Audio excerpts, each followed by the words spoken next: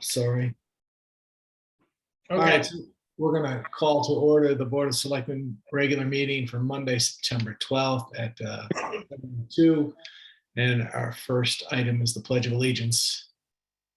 I pledge of allegiance to the flag United States of of the America, United States of America, to to the which republic stands for one nation under God, nation of God, liberty and justice for indivisible, all. with liberty and justice for all. Okay.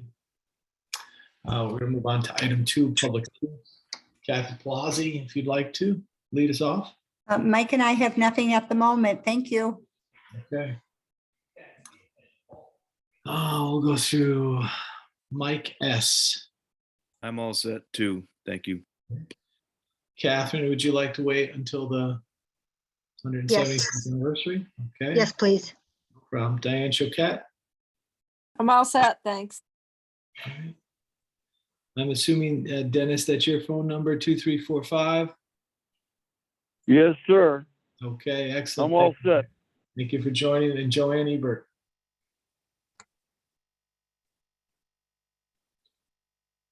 All set. All right, thank you very much, everybody. All right, item 3, additions and deletions to the agenda. I would like to add to new business. I'm not sure where because I can't find the agenda right now, so help me out. I'd like to add a discussion about recognizing outstanding citizens in Andover. Let's do it as 10J. Okay. and Jeff, if I could, I would like somebody to motion to add item 10I, draft of contract between the town of Andover and Nathan L. Jacobson and Associates. You have 10I as the town treasurer. Oops. Then make it 10K. And can you repeat what you want us to make the motion on there? Draft of contract between town of Andover and Nathan L. Jacobson.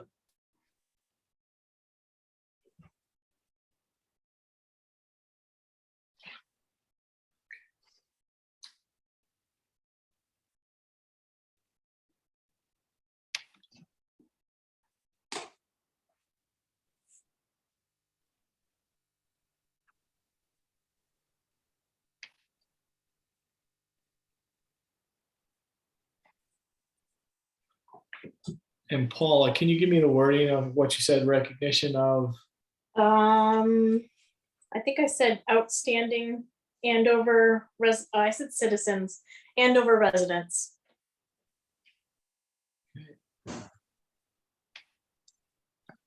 You said Anybody else? citizens.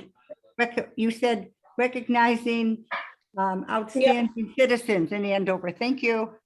I did. Yep, I did. We can say Andover residents. 'Cause I think we say residents more than citizens. I'm getting a little over.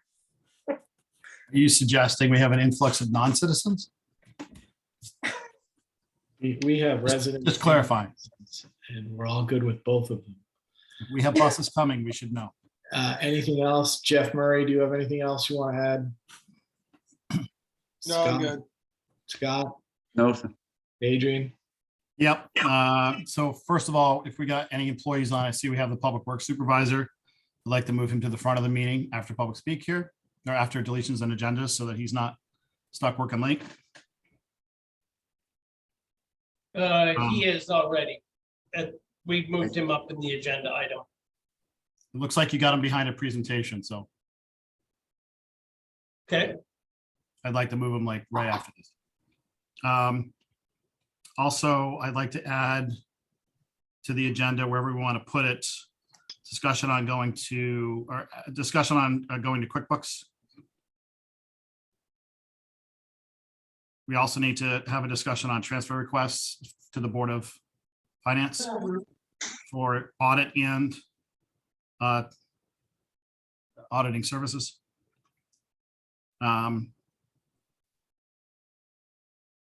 Unless I missed it, I don't see an update for the community center, which I'd like to go over. It is there. Did I miss it? Thought it I was missed there. it. I thought I saw it. 9B. Center is 9B. Yeah. And what I would suggest is that, Adrian, what you want should be under item 10A III. You want to do it there?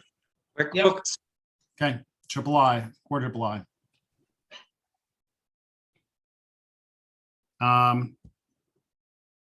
We also need an executive session to discuss union contracts and admin's contract.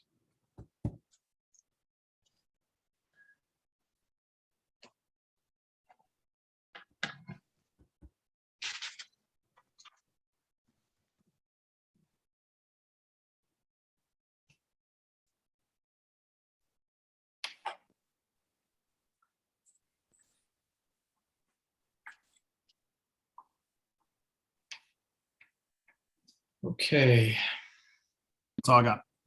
so that's great. So Paula had a motion for 10J, recognition of outstanding Andover residents. Eric requested 10K, contract Town of Andover and Nathan Jacobson. Adrian, 10L, QuickBooks discussion, 10I, transfer request related to audit fees and, well, we'll just call that transfer request, and 17A, executive session regarding contracts. And we'll put that one at 17A. I'll second all of them. Any further discussion on the additions? All those in favor? Aye. Okay, all of us in favor. Okay, let's get started. So there was a request, so the 175th anniversary committee, if you would allow us to move up our public works supervisor report, item 7. So Jay, you're free to address us related to those items. Okay, thank you. Good evening, everybody. So just like to give you a few updates regarding number 1, tree work in the town that we recently just had. In your packet, you should have, I put a basically rundown of what we did for tree work. We again partnered with Eversource collaboration on Gilead, Giravati, Townsend, Ryan, and Cone. So again, it was basically I went out and marked all the trees, permissioned where I needed to, thought I needed to. We notified the public, hopefully earlier than later.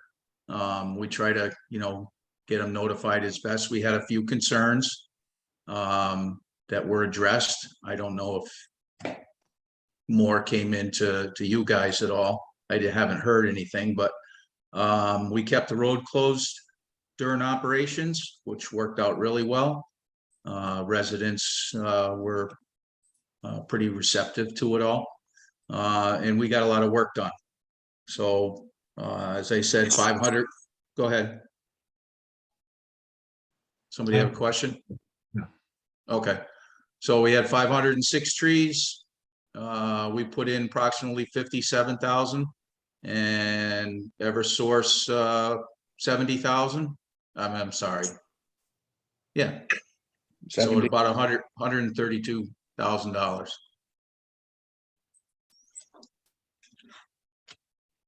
And that's all I got about that. If anybody has any questions. Are you planning on doing it again next year? Because it seems to be an incredibly well-run operation and getting Eversource to assist us. Yeah. So Eric and I have gone over this quite a bit. We reviewed the work and how we get it done. What my suggestion is that we try to, because of the type of equipment that it is, it's big, it's heavy. we're trying to get our major tree work done ahead of road work. So we don't have to have, equipment on a newer road, we'll say, or a newer improved, preserved, paved, whatever. Just, it's the flow of the work. So short answer to that is yes. We're looking at, see what's gonna be done next year, see what we have for tree work. The one thing that I would like to say to you guys for the future is we really need to be proactive with our tree work. Not just these removals and whatnot. I fear that there's gonna be more coming down the pike. But just the trimming of our trees and whatnot. So there's some more evasives out there. The state of Connecticut is finally starting to put some information out there, a little bit more publicly than just, a pamphlet here and there. It's been on TV. I don't know if you've heard about the spotted lanternfly, and there's some other creatures out there. So that's the next one that's going to be a real problem for everybody. So how they're gonna deal with it, whether they're gonna come up with some spray, or we just got to be proactive and kill them as we see them. But I just don't know how, what's going to happen there. So I just want to just make sure you have some funding. You got to think about I'm not sure that, I guess we'll have to see how it goes as we go along. Historically you've been putting in 50 here, a little bit more here and there, depending on the budgets and stuff, but just think about it. In what regard are you saying, think about it? I mean, it's easy to say to think about it, but are you saying we should be putting in 100,000? Are you saying, It depends. I don't necessarily think it's 100,000. I think you're more apt to be somewhere in the 70, 75 area. And it really has to go back to what we have to take care of now. And then what's gonna come down the pike. You just got to keep an eye on it. So we got to keep it in your heads a little bit as far as what's coming around the corner. The more we do, the less we have to take out. But I'm trying to leave trees behind. And the healthiest trees were there. As if we get outside our right of ways, well, it's not up to us too much anymore. But we still have to maintain public safety too. Well, can you go through, and before we get into budget season next year, do a tree count? So if we took down 506 trees on the areas that you're talking about, if you can give us a tree count, I mean, I'm sure Scott and you could give us thousands of trees. well, I don't know that we need, a tree count, but I think what we could do, I mean, would it be more advantageous to approach this the way the state does, where we budget a road every year, or a couple of roads every year, and we go to Distinctive or somebody and get this bid out by multiple contractors and just do it that way? Yeah, you can do it that way. What's going to end up, right now, having the ability to work with Eversource, that's huge. I mean, right now, I think after the bills are paid, probably got about 20,000 left in the tree budget for the rest of the year. So do we go to Eversource and say we'd like to approach it this way, or what's the mechanism to put that together? Steady as she goes. It's kind of I call it right now, it's an informal process. They like it because they're starting to see and recognize the town has responsibilities to the trees as well as they do. So if we can work hand in hand, if they can support us and we support them by, traffic control, I mark the trees, permissions, that's a lot of value to them. And it's a lot of value to us that they just, they pitch in. And they've been pitching in more. What I did this time is not an exact figure, but pretty close. What our costs to man hours, and so that was a value. So that was a number that I applied. That's where I came up with the $57,000, because we only put in $40,000, of actual budget money. But our manpower to close the road and whatnot, and which worked out, we handled that. So that wasn't a cost to them. Well, I So guess I would say it sounds like there's a lot of moving parts here. So maybe just, I'm sure at somewhere in your computer, you've got to started a budgeting line for next year. Yep. Guess just put it in there and get back to us. Yep. Okay. Anything Okay. else on that? No, you can move on. 7. Okay. So the next is just a review of our road work that we basically the road work for the preservation, the chip seal, is complete. We just got to finish sweeping the roads, which we started Friday and did some more today. So we'll continue to sweep roads. That's going to take us a few more days, and I'm sure in the next few weeks beyond that, we'll probably have to do a cleanup pass before winter. Secondly, on the road work, the asphalt reclamation of Long Hill section Route 6 to Bear Swamp is complete, and Shoddy to Wales, or just beyond Wales. Curbing's all in. The only thing we have left to do now is we have to go back and backfill along the curb, dress up the edges. That's our part. Everything went pretty well. We haven't gotten any final waiting. If there's a possibility, we might have 2 or 3 truckloads of material over the what the figures were. So still working on that as far as the asphalt. Well, did they give us, are you saying by tonnage or by trucks? It was by tonnage. It was a lump sum, but it was based on, the measurements and whatnot. So if there's we added, I had them push out a little bit more to the edge of the banks, which really wasn't technically included going up Long Hill. So I made the road a little bit wider.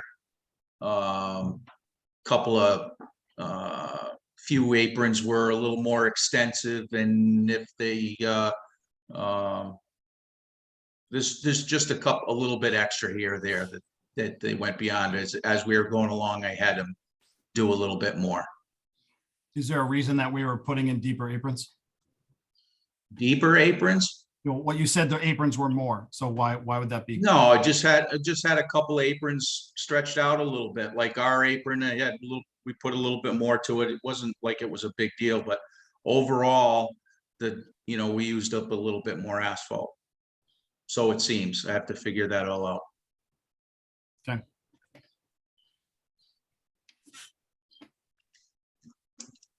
Questions? Roads look great, Jay. They're getting there. They're getting there. I know we got dealing with a little bit of dust out there on the chip seal roads, and it's part of the course. I just asked for. It's new to the residents. They'll get used to it. Yeah. Well, I just, when I talk to people, I explain it to them, and I just ask them to be patient, and we'll get through it. Well, look, I mean, the positive is even on some of our support network, and there was a post, complaining about it, and literally before Eric was even able to chime in, another resident chimed up and said, "Oh, well, you got to do this. We've already asked you to go slow," and blah, blah, blah. So I think residents are starting to clue in as we're doing this work. Just like closing the road, is a big deal. But as we do this more and more, and we close more roads to get work done more efficiently and safely, residents will get used to it, and they'll appreciate the fact that we're doing it. So, yeah. All right, third one, our spare plow truck, the 1997 Louisville. So,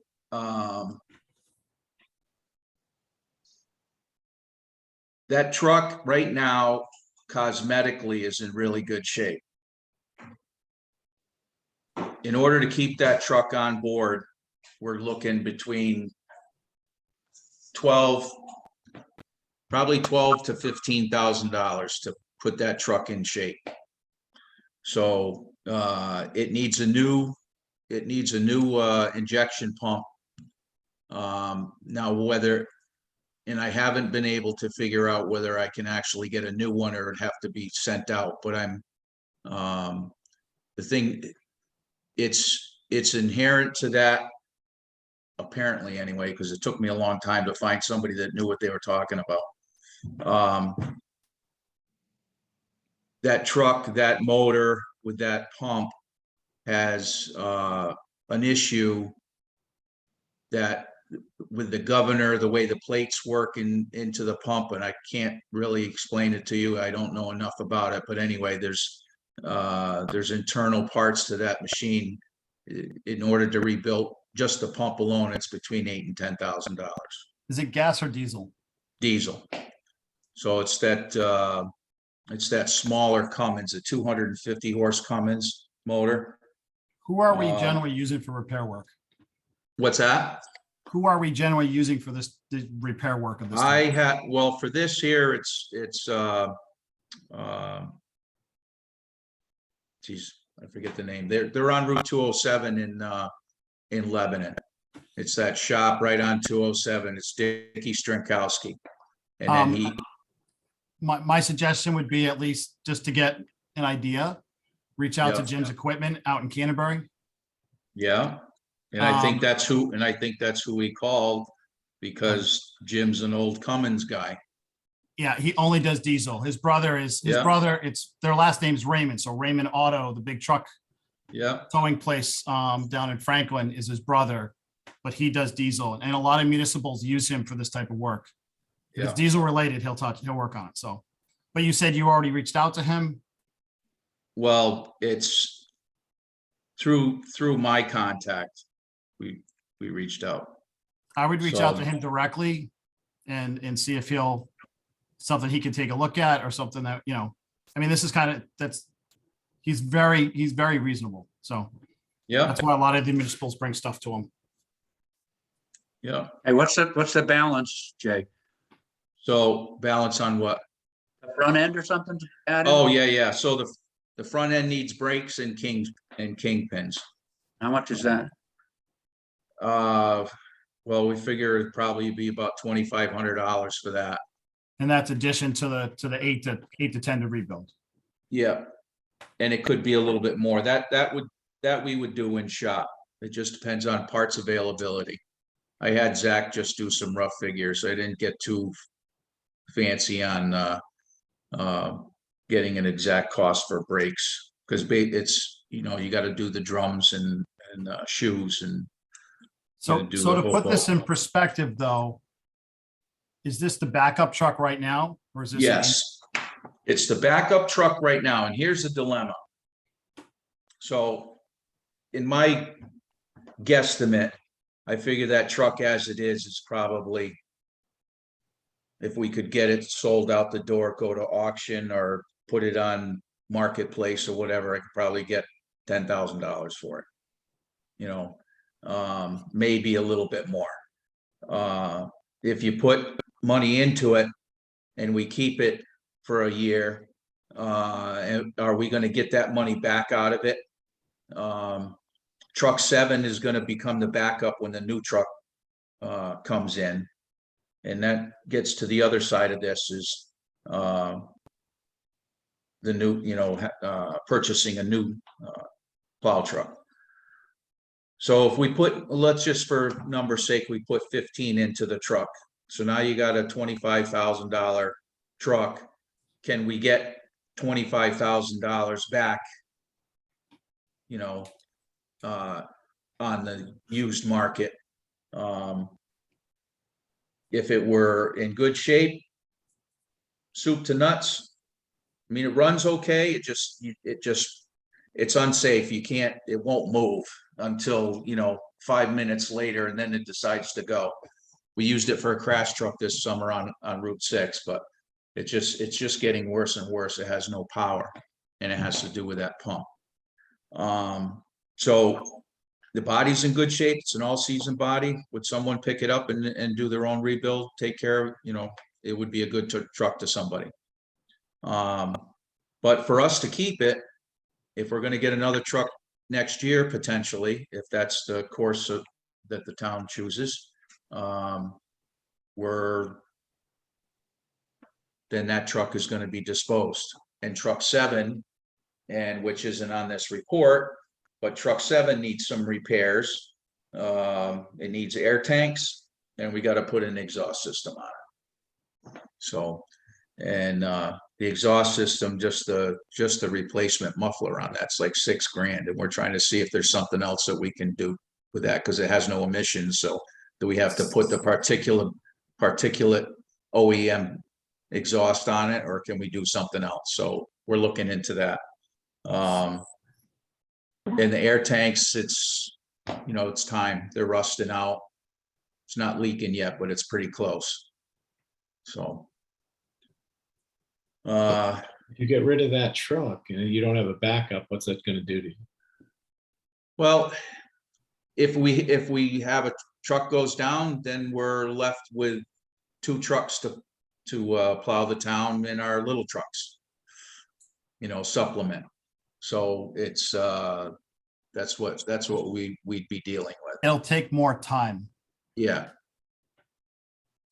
The truck, because the big trucks will just have to cover, we'll just divvy up the routes into 2 big routes, and the little trucks will support by doing intersections and all the cul-de-sacs, and the big trucks will be doing the salting of the roads, because the little trucks don't salt.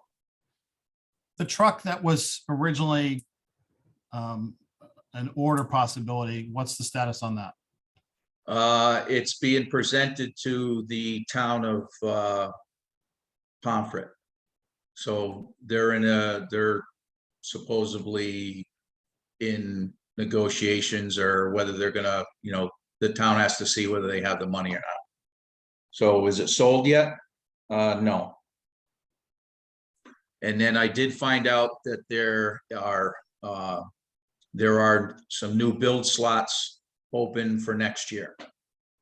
So they have slots available right now for new truck chassis to put in the lineup for next winter's build.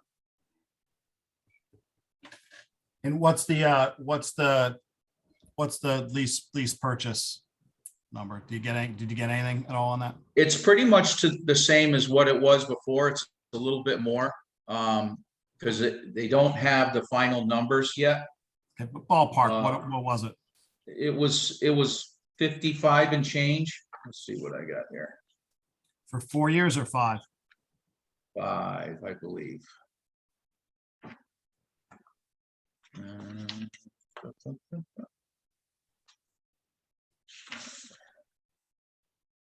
Yeah, we had 5 years advance payments of 55, call it $56,000. It was 55 and change.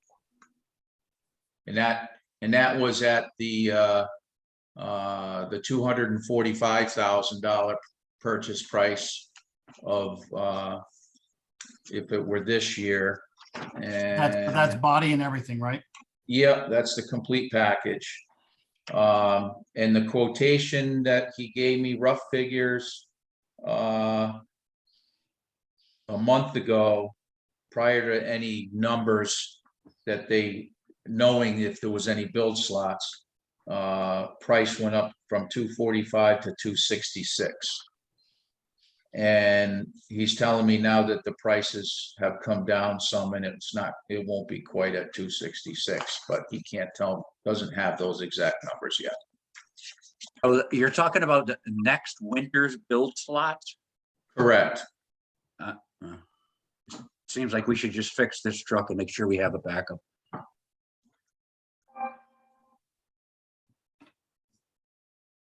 I have Yeah, a real I- hard time putting $15,000 or $18,000 into a vehicle that's already basically 25 years old and is well past its life expectancy.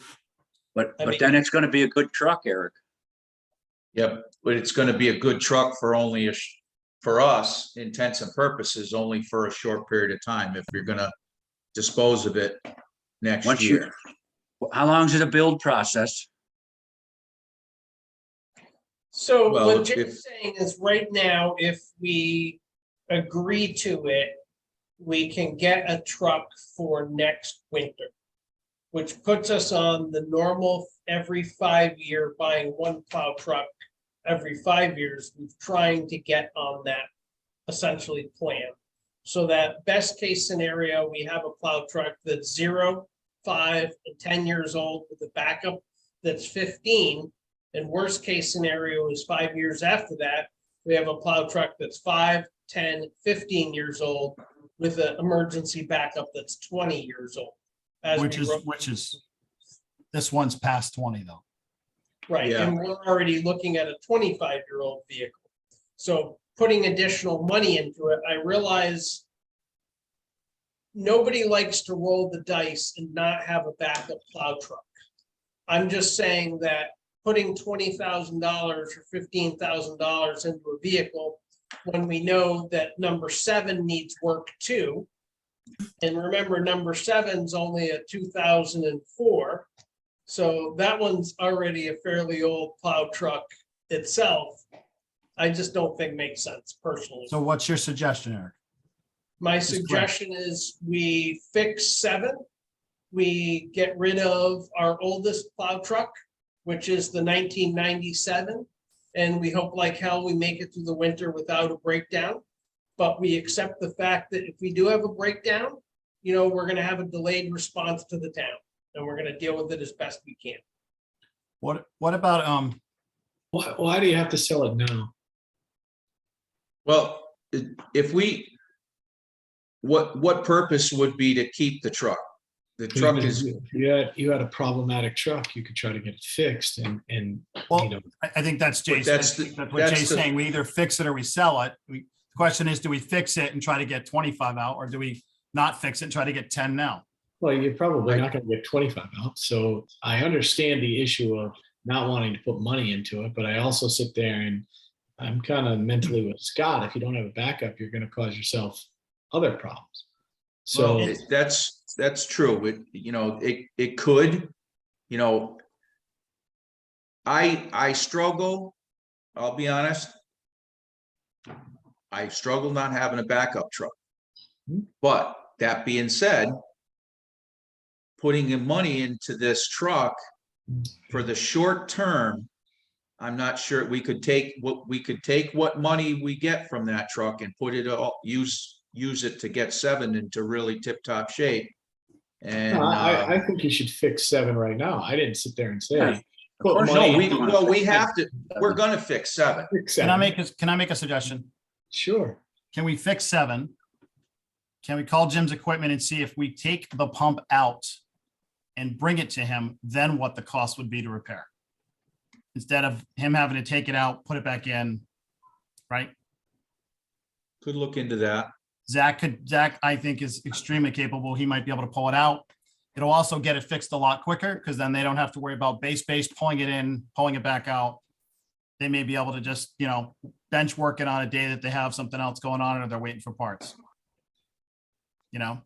That's something good to research. My question, and the reason why I was asking it, Jay, was I was just thinking of leaving that truck there in case you have a catastrophic issue with one of the other vehicles. But his Well, point is it's that no one unsafe is to going to drive. drive it because it's not I'm safe. not sitting there saying that. I'm just sitting there saying it's there, then we could fix it if we had a catastrophic issue. If Yeah, not, but we could that's leave it not- until it's safe. Unfortunately, repairing a truck like that, really right now, getting into any diesel place and getting something repaired in a reasonable amount of time is tough. So if we're in the middle of winter and we're asking them to fix something, we may be sitting for 45 days waiting for something to go in and back out. So it's not, at that point, we don't need it anymore, right? So we either I think we either make a decision to fix it. I mean, I would say, Jay, if you can get the cost down to 10 grand between the pump repair, and the pins and brakes, if you can take that eight to $12,000 repair and get him, if he comes down to 7,000 or 6,000, Yeah. then I think we're in at that point, we're basically spending 10 grand to fix the whole thing and have a viable truck instead of 15. I could live with that if it gets us another 2 years, Yeah, personally. all right. Just, yeah, all right, I'll look into it again. And Jim's equipment's out of Canterbury, you said? Yep.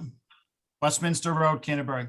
What happens if one of the other trucks, the good truck, something, what if you run one off the road, you bust a frame in half? Well, right. And that's the You're, point. you're We in, need to- you're in, you're, then you got I two think we need to trucks fix down. both. I think we need to fix both trucks, but let's see if we can do it a little less expensively. I Utilize understand- utilize the staff we have in-house, see if he can if they want to work on the pump, if we bring it to them, let's go that route. Yeah, my understanding about this pump is it has to be sent away somewhere. It does, it's not just something you put on the bench and take it apart and you find parts for it and you put So- it back together again. So the It's reason $8,000 to that $10,000 to rebuild it, period. I understand that, but that's kind of what Jim specializes in. I Yeah, can just tell you that I was, I went to T&M Hydraulics on a number and got a number, and I went to Jim and it was half. Same Okay. thing. So he does, I mean, this is his bread and butter. So all right. it's a pretty good chance he'll be telling you he could do it there. But even if he doesn't, he seems to have connections. I mean, everybody seems to know him. So, Try The front end count. case, kingpins and brakes is nothing. right. No, Parts. but we Correct, gotta, but we it's- gotta figure out the pump. So can you I get don't want back to us put with money that? into the And front end until we can figure out the pump. I think, figure out the pump.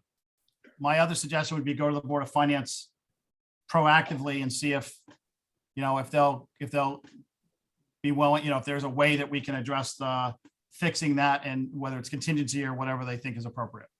So that at least you have the money. If they say yes, you can get it over to him quickly, so you have it for the winter. Okay. All right. I'll look into it. All right, item 4. Discussion about Mr. Williams. I'm confused. I thought we hired him already. No, Why did we not hire him? We sent around an email. Right. What was the We holdup? got one response from the email. One, I responded and so did Adrian. Yeah. okay, maybe we got 2 responses. I actually thought, to be really honest, we talked about this at some meeting. Right. We And talked we're- about it we're all previously, in and it agreement. was basically, if you got a problem with it, respond now. Right. Otherwise. Okay, whatever- so I make a motion that we hire Mark Williams. Second, All right, all those in favor? Aye. All right, And let's Yeah. not hold these up in the future. If Yeah, somebody's to got a be- problem and they don't respond, that's their Right. problem. to be clear, to use Adrian's phrases, we all responded. We all wanted him to be hired a month ago. we talked about that. So We did. let's go to We the did. next thing. okay. We'll get that done. Thank you very much. Did you guys take a look or have any time to just take a gander at the debris management packet? I was wondering if we are gonna have to hire someone to take care of this. Well, that's what I'm asking you guys, because I took that class. It was a 3 hour, whatever it was, webinar. And these disaster, debris management, storm-related disasters, if we're to claim any kind of try to recover monies, if in the event that something happens, it's not like it used to be. We can't just jot it down on a piece of paper, make some notes, and then make some more formal notes with some numbers and give it to a FEMA person and then expect to get paid. It doesn't happen that way anymore. And it was made pretty clear in the class or in the webinar that we have to have monitors. We have to have somebody managing it. And that's all they do. And you cannot do anything. You can't even pick a stick up off the ground until it's been documented. It kind of sounds crazy, but that's the way it is. You know, so there has to be GPS coordinates to all these things. And, you know, God forbid you lose a road, you know, because of a washed out culvert or a bridge or whatever. But if we don't have things in place, you're not going to be able to do anything after the fact. All this stuff has to be in place prior to an event happening. So the state does have a couple companies that are, you know, contracted through the state. We can use them. If we hire our own, you know, you got to go through the bidding process, obviously. But yeah, there's so much that needs to be done in order to do it. And we have been picking away down at the transfer station down there by the brush pile on the other side, trying to clean things up to make an area.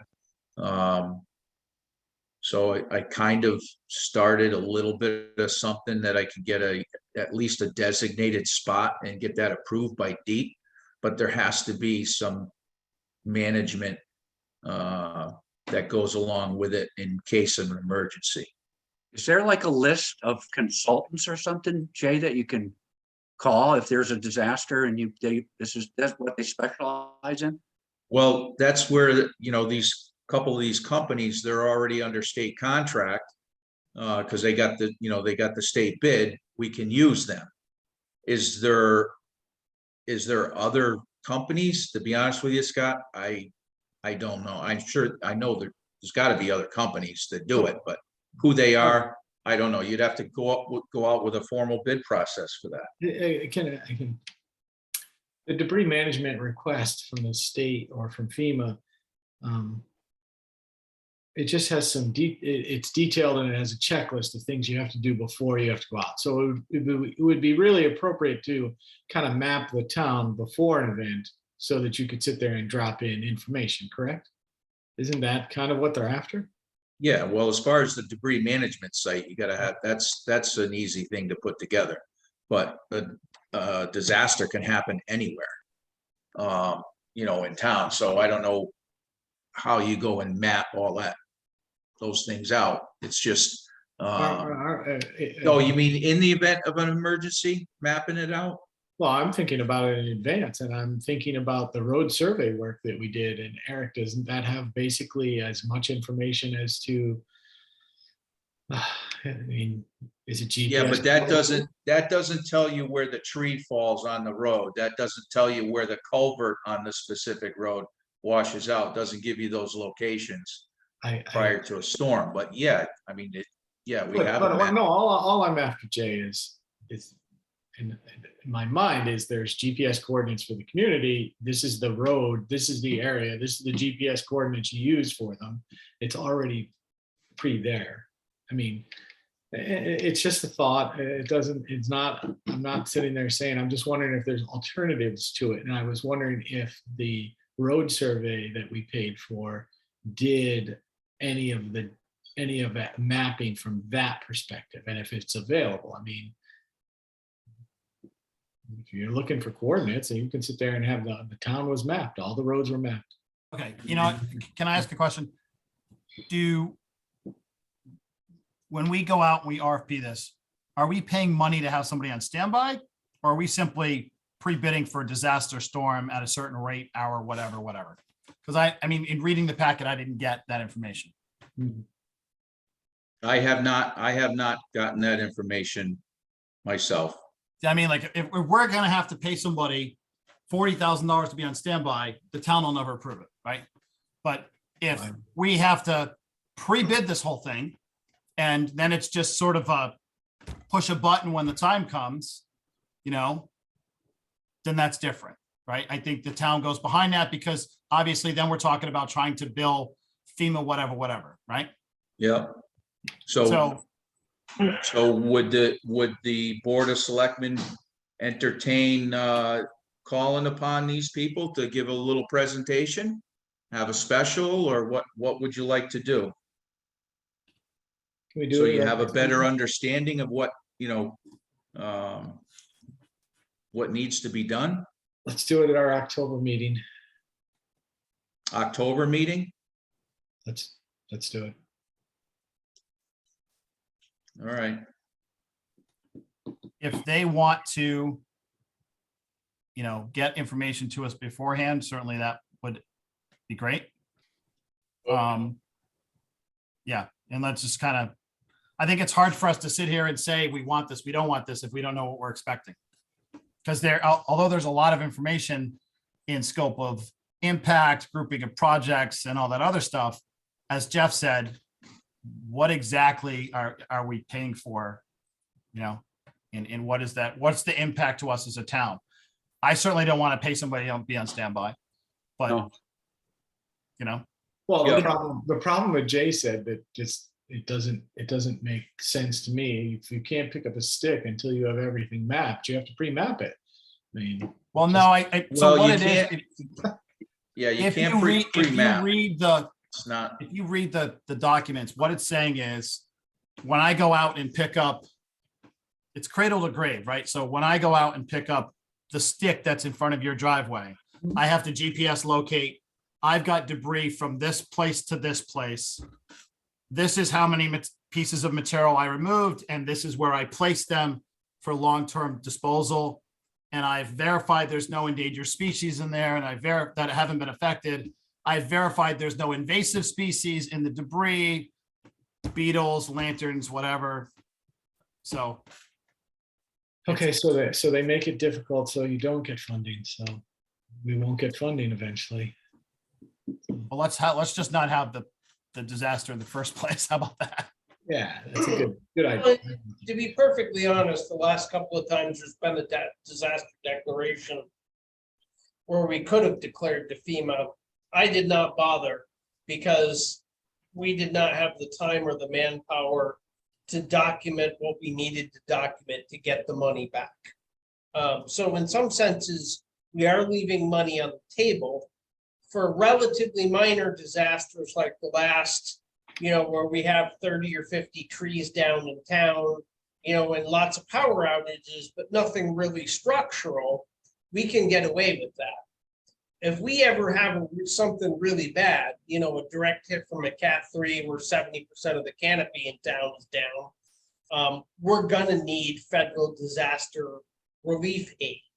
So in some ways, we have to be able to do this, and we can't do it right now. So the real question is, what do we have to do to get to the point where in a real bad disaster, we can get federal aid? And that's really what we're trying to figure out here. And I don't have the answer. Every time I look at the paperwork involved, I say, this is nuts, and kind of walk away from it. But I mean, that's not a good long-term strategy for the town either. Okay, so if you can present to us next meeting, Jay, that would be great. okay. Or I have a them- presenter. Ask them to present to us. Yeah, I'll give them a call. All right, does anybody have any more That's- questions for Jay? No, thank you, Jay. Thank All you, right, Tom. thank you. Have a good evening. All right, we're going to move back to item 4, boards and commission presentations. 4A is the 175th Anniversary Committee. Okay.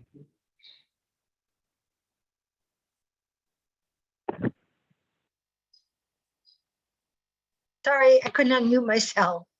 Okay,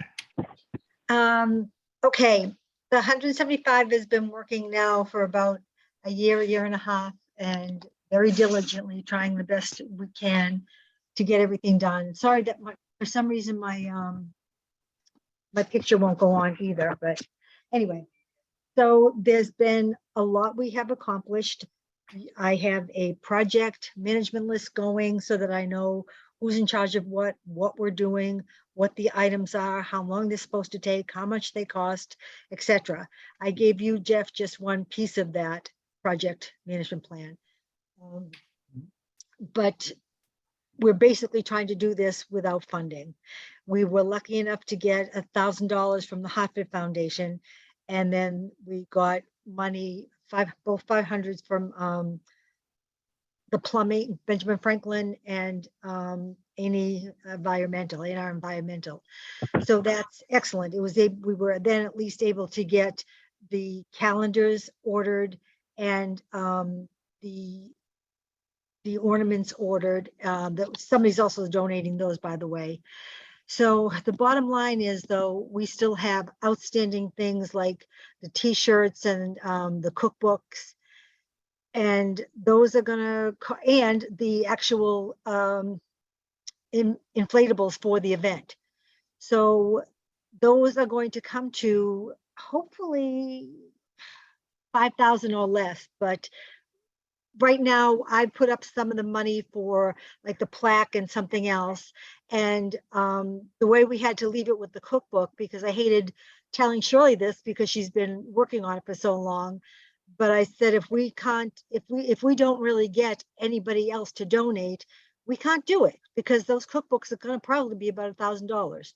So Shirley was good enough to say she honestly believes that they will sell and that the people will buy them. So she offered to put the money up front herself, and then we would pay her whatever money comes in that she's put up, she would get in return as soon as those are sold, which is fine. It's one way to do it, but I hate the thought of somebody putting up that kind of money of their own when we really should have some funding for a 175th anniversary of the town.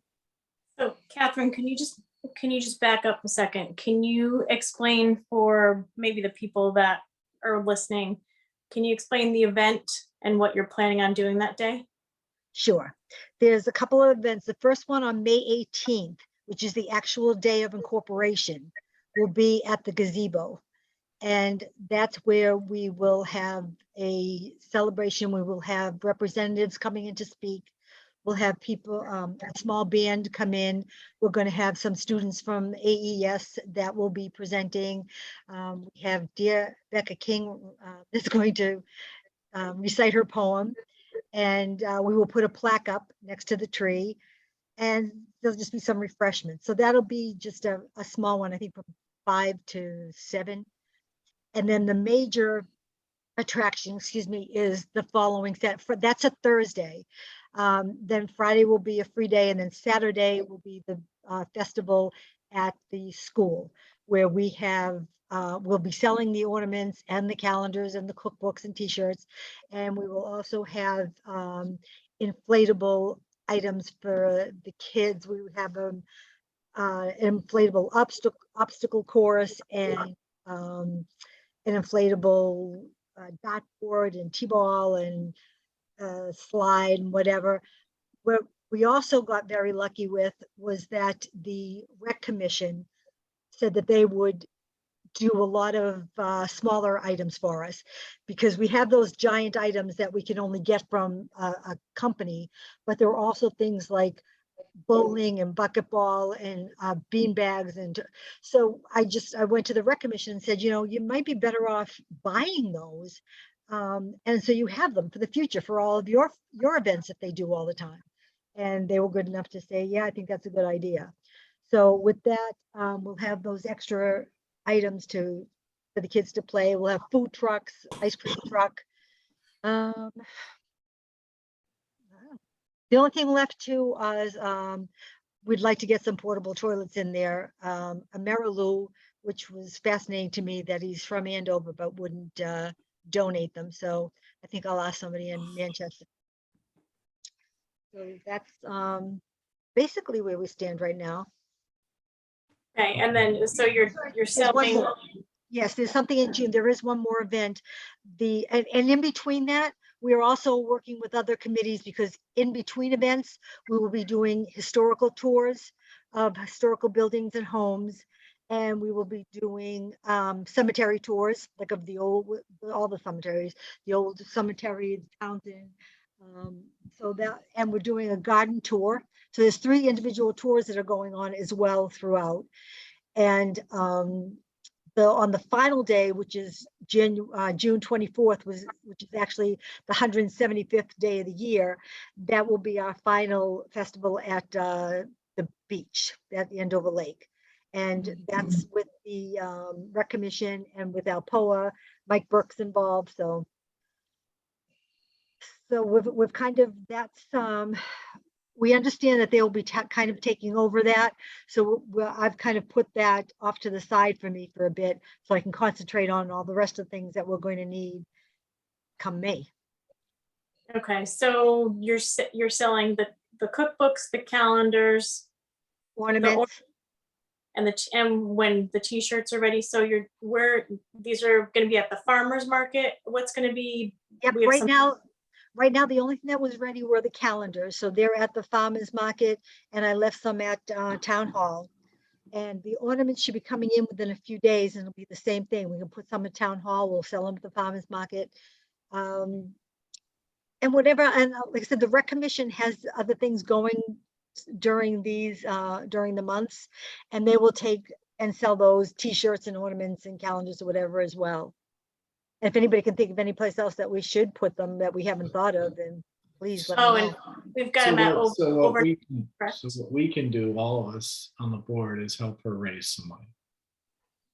Yeah, we try. I mean, we put, Paula's been so helpful. She even had Beck do a thermometer that shows, okay, this is where we need to be to pull this off, but this is where we are right now. And without funding, we're not going to be able to pull this off unless we get more people. I've gone door to door to these companies in town, and they asked them, I gave them actually the same list that I gave you, Jeff. So at least they could see what we were doing and what the cost was. And so far, just 2 major companies, 2 companies have come back big with us for $500 each. So other members of the Board of Selectmen, if you can, I will send out that list that Catherine had provided me tomorrow.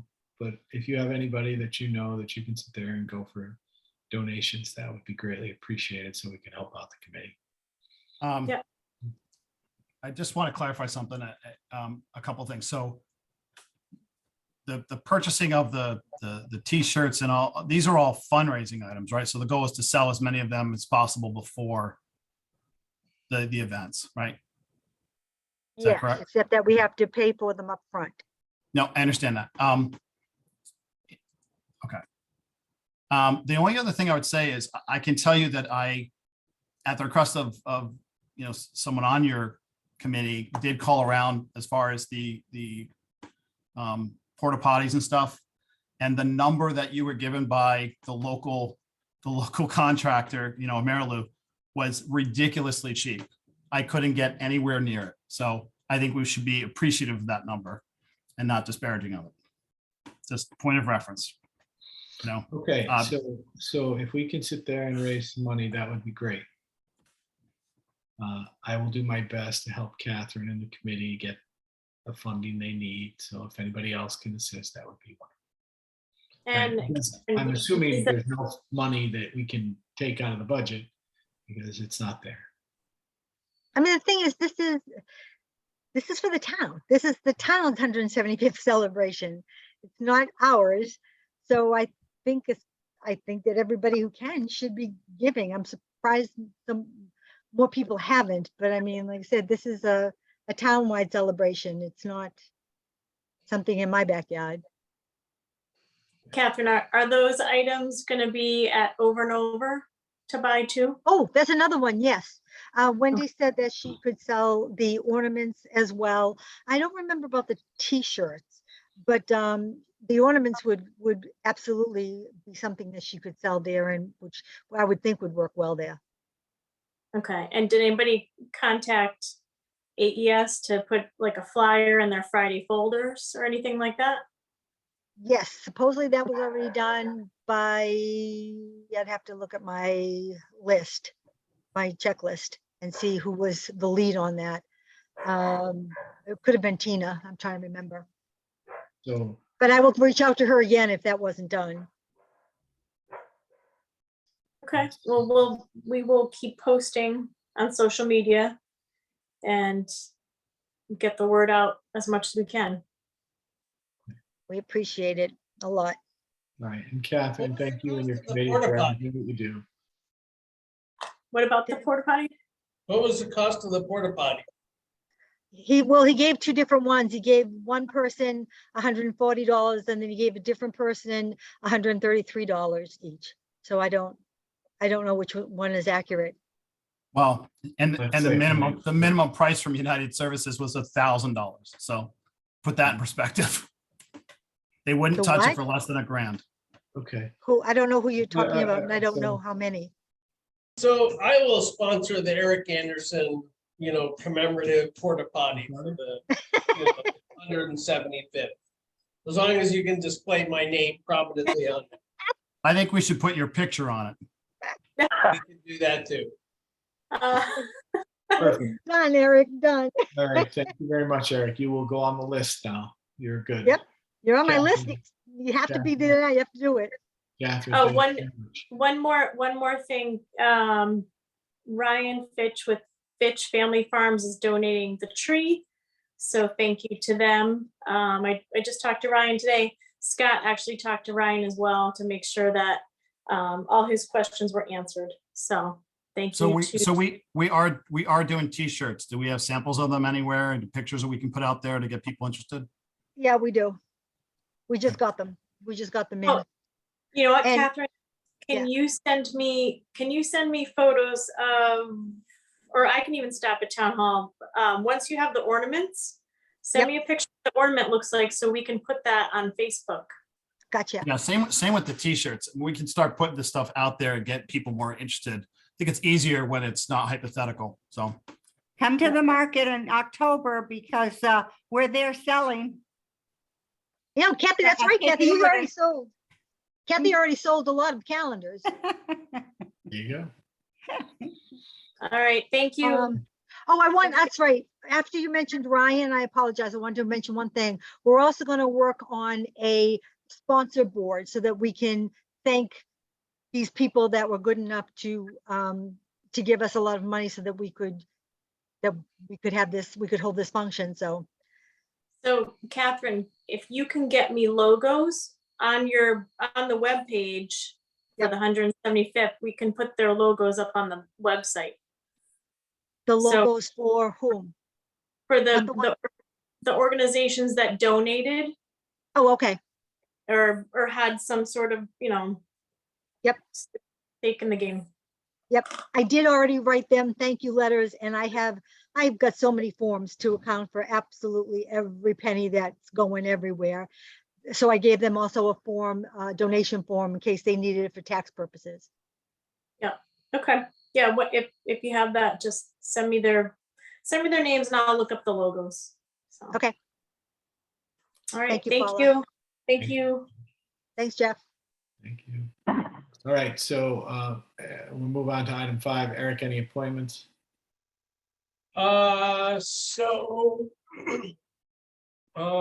Catherine Morrissey has unofficially agreed to take the position of my administrative assistant. She's been interviewed a couple times, hoping to finalize that in the next couple of days, Excellent. barring any objection from the Board of Selectmen. No objection. Is there any objection? Anybody? No? Objections. Excellent. Good job. All right, resignations, item 6. Nope, not this week. Okay, item 8, town administrators report. Okay, so you've all seen my report. I'm just gonna go over a few things on that. The first thing I wanted to say is I just wanted to once again congratulate Marcy McDonald. Marcy McDonald is the first person to ever successfully swim from England to Japan in Belgium. So that's a pretty impressive feat for one of our most distinguished swimming seniors. So that was a 38-hour-long swim. So my hat's off to her. That was a hell of an accomplishment. So we talked about debris management. We talked about not really any progress on either of the bridges. The state, has suffered an enormous number of layoffs because they changed their benefits package for employees. And an awful lot of people took early outs rather than falling under the new, criteria. So we're awaiting them to hire the person that needs to do the final argument between our existing contractor and the contractor that's doing the 90% stage of the bridge design. Hopefully that gets ironed out in the next couple of months. As far as Andover Veterans Monument, you probably noticed there's some super brown grass areas along Route 316 and also Route 6. Those were areas that had really heavy crabgrass that were sprayed. They should be overseeded in about a week. So we should be well on the way to getting that looking, in kind of perfect shape. Overall, I think it's pretty good, but we can make it better. So that's on the way. We also sprayed the area along the walking path along Route 6 to try to eradicate the bamboo and the poison ivy that's along there, because that's been pretty problematic. We're going to keep an eye on that and see how well that's doing. Hopefully, it looks like the leaves are already starting to curl, so it looks like there's some die off of that. So in about another week, we'll be able to go in with Public Works and, and mow it down. So it looks good again. It does kind of look like crap right now. The connectivity grant, the contractor's supposed to be back in on the 15th, doing most of the final work that's going in there. So it shouldn't take long. It shouldn't take more than a couple of days to do final paving and then all the touch up. And after that, Jay and I are working on contracts for the parking lot, striping, sharrows, and a few of the other final items on there. We've also hired Christine Randazzo of Randazzo Design to do a kind of landscape plan for that area and the area in front of Public Works, because we can pay for that off the connectivity grant also, with the intent of installing that next spring to kind of maximize the chance of it living, because they're not in areas that are easy to water. So the landscaping portion of that for that project probably won't be finished off till next spring, just because that's going to be the timing when we can put the plants in safely. We obviously have done a lot of road work. Right now, we're just finishing up the touches on that. I had asked Jay to set aside a couple days for Public Works in a little over a week from now, because we have a whole series of small projects we want to get done. And so we should have all the roads swept up by then. And we're going to take a couple days out to plant the tree for the 75th, move the shed for the garden committee, put in the little kiosk for the mental health library for AHM, and just knock off a bunch of the little tasks before we start in on maintenance again. So that's it for my report, unless you have specific things for me. Anyone else? Questions for Eric?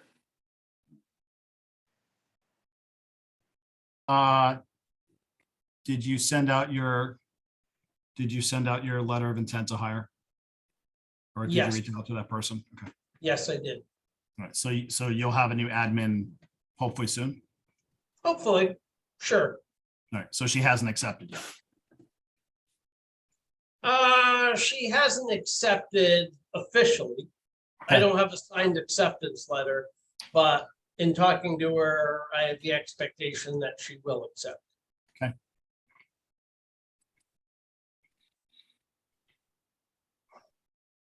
Okay, so we're gonna move on to item 9, old business.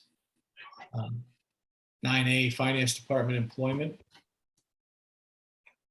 Okay, so we don't really have any updates on that. We certainly haven't been successful in finding somebody that would take over as the finance or the treasurer for the town. So that's still going to be an ongoing issue. All right, we'll talk about that a little bit in our QuickBooks discussion. 9B, Community Center RFP for design build. So Eric and I went over that for about 3 hours today. We redlined a document.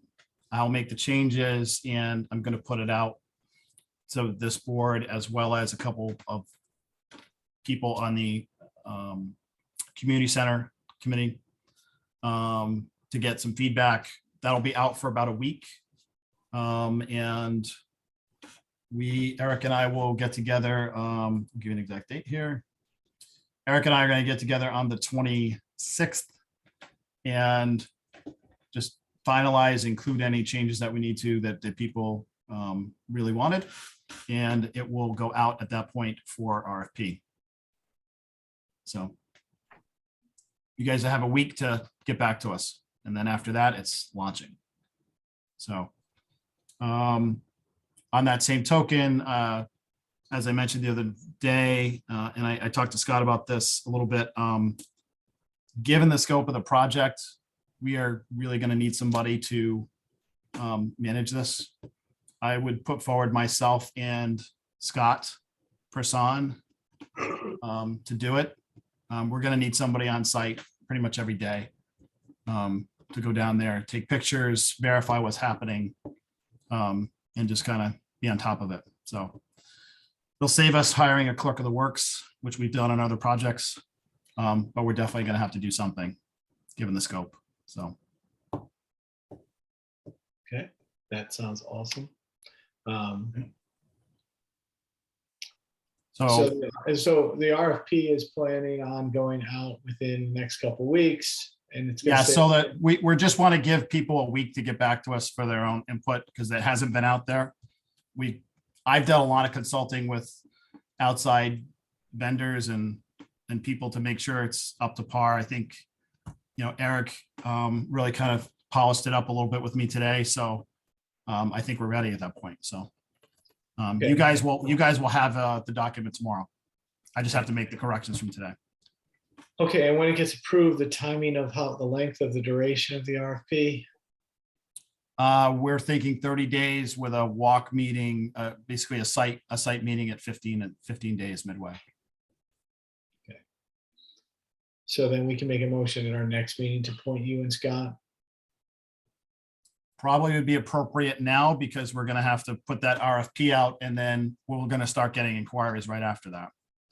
So. Okay. Does someone want to make that motion to, and what would your titles be? I'll make the motion. What do you want me to call you? I don't know. Frickin' frack. I have no idea. Building Committee Management Team. I make a motion to appoint Adrian Mandeville and Scott Person as the Community Center Building Management Team. I'll second. All right. Anybody have a problem with that? You were gonna Scott, say- you good with your title? Scott doesn't care about its title. Scott's not a title guy. He doesn't worry about it. He just does the job. There you go. He was shaking his head when you said it, so I wanted to make sure he wasn't, muffling under his breath. Scott, what should I call you? I'll change my motion. Oh, it's perfect, Jeff. Perfect. You're I would, such a liar. I would have said the same thing you did. Oh my God, yeah. All right, so all those in favor? Aye. Aye. Aye. Excellent. Let's move on. So now we are on item 10, new business. Discuss and act upon the following. A, audit status. Corrective action plan was in our package. Capital asset tracking has been provided to us. There's a fund list, and there's also Adrian's AII, a transfer request for audit services and related audit services, we'll call it. Eric, do you want to go over that? So let's start with the first thing, the audit finding corrective action plan. Just before this meeting, I was reading through, Diane replied to me. I think she's probably on this call. She had, so I had written a couple of the statements and Diane has filled in the majority of the rest. That version is not in your packet because I think she just sent that to me today. Since I think that is really the Board of Finance's purview, what would probably be appropriate is just the Board of Selectmen authorizing the Board of Finance to submit an audit finding corrective action plan. Yeah, it is a Board of Finance issue. It's not a Board of Selectmen. So we don't have to authorize anything. It should come from the Board of Finance. Okay, or you can not. No motion required. Okay, capital asset tracking. Okay, so I also put in the packet a suggestion for two things. The first is a memorandum of understanding with the volunteer fire department, which just lays out respectively what the responsibility is for the fire department to supply to the town documentation on capital assets. If any of you have any issue with this memorandum of understanding, please let me know. This was reviewed and endorsed by the town's attorney, who's also on the call. It would be signed by myself, the first selectman, and the chair of the Andover Fire Commission, who's Wally Park. Does anybody have any feedback on that? I'd like to say something, if I may. This is Dennis O'Brien. Sure, go ahead, Dennis. Yeah, Eric wrote this and I worked it over. And I just saw something, and looking it over again, I saw a couple of things that I would slightly modify. I just want to make sure I tell you. In the second paragraph, starting with the town of Andover, second line, after all assets, I would insert in the possession of the Andover Volunteer Fire Department, not assets of the Volunteer Fire Department, because the assets, their assets, as far as I know legally, based on what I know about the fire department and its being an agency of the town, does not own those assets. Those assets are belong to the town of Andover. So I would insert after all assets, simply insert in the possession of the Andover Volunteer Fire Department, which is already in there. Okay, that's acceptable to me. I don't think that terminology. So Also, there's next. There's a typographical error. I do my own. I don't know if it's Eric's or mine. It's probably mine. But it's in the last paragraph before the so agreed part, where the principals would sign, including the first selectman and the town administrator. It's in the second line of the last paragraph, which last paragraph begins the fire commission. And the second line should read, that has been damaged or is no longer usable or functional, not of functional.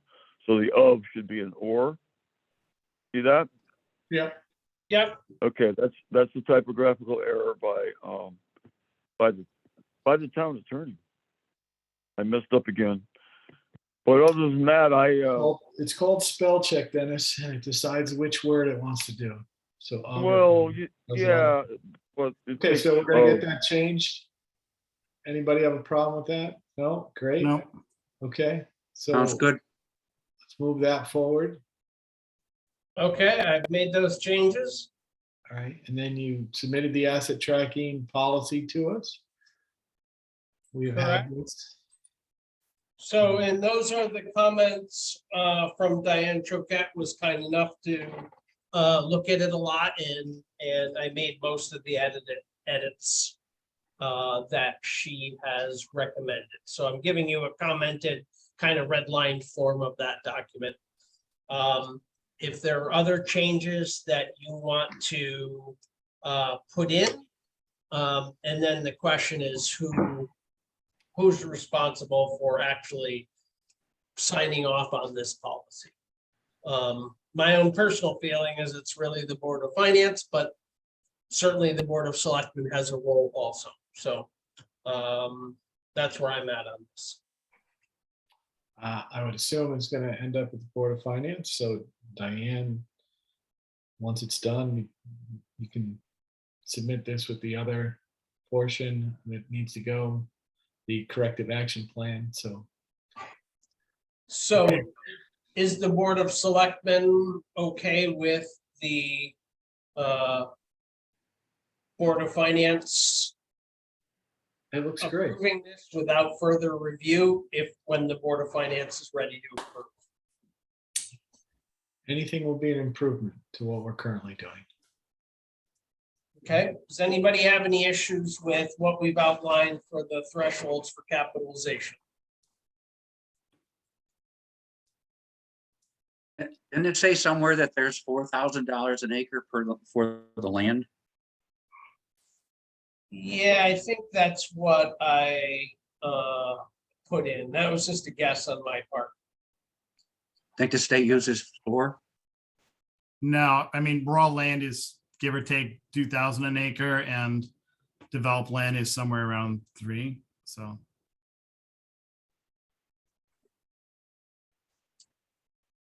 Did you say developed land is $3,000 per acre on a valuation side?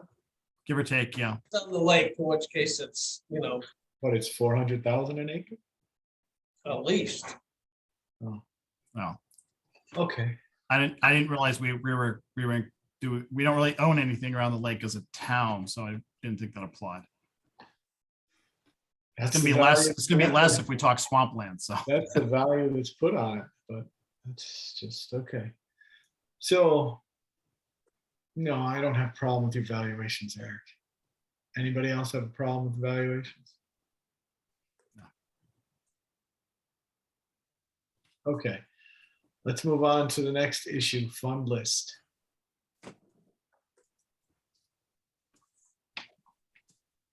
Okay, so I had looked through basically all of the funds that we have in town. And this is in my head, these are the funds and their categories that we should have. We have an awful lot more of, we have an awful lot of liability accounts that don't really necessarily go to anything. But these are the town funds and, what category they're in, as far as I can see that we should have. So I think as we strive to change our whatever changes we make to the finance department, I want to keep this in mind, that we have a general fund, what we have in capital reserve funds, capital project funds, and then special revenue funds. And I believe this pretty much corresponds to what the state's designation for, what funds we should be having on.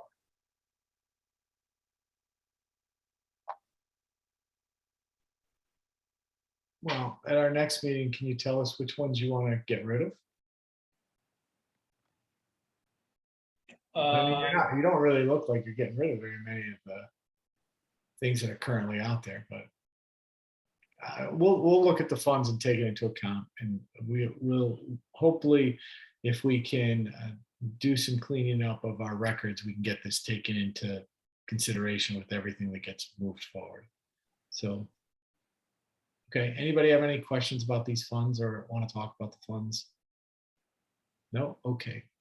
So let's go on to item 10, AIII, and it's a transfer request related to audit services.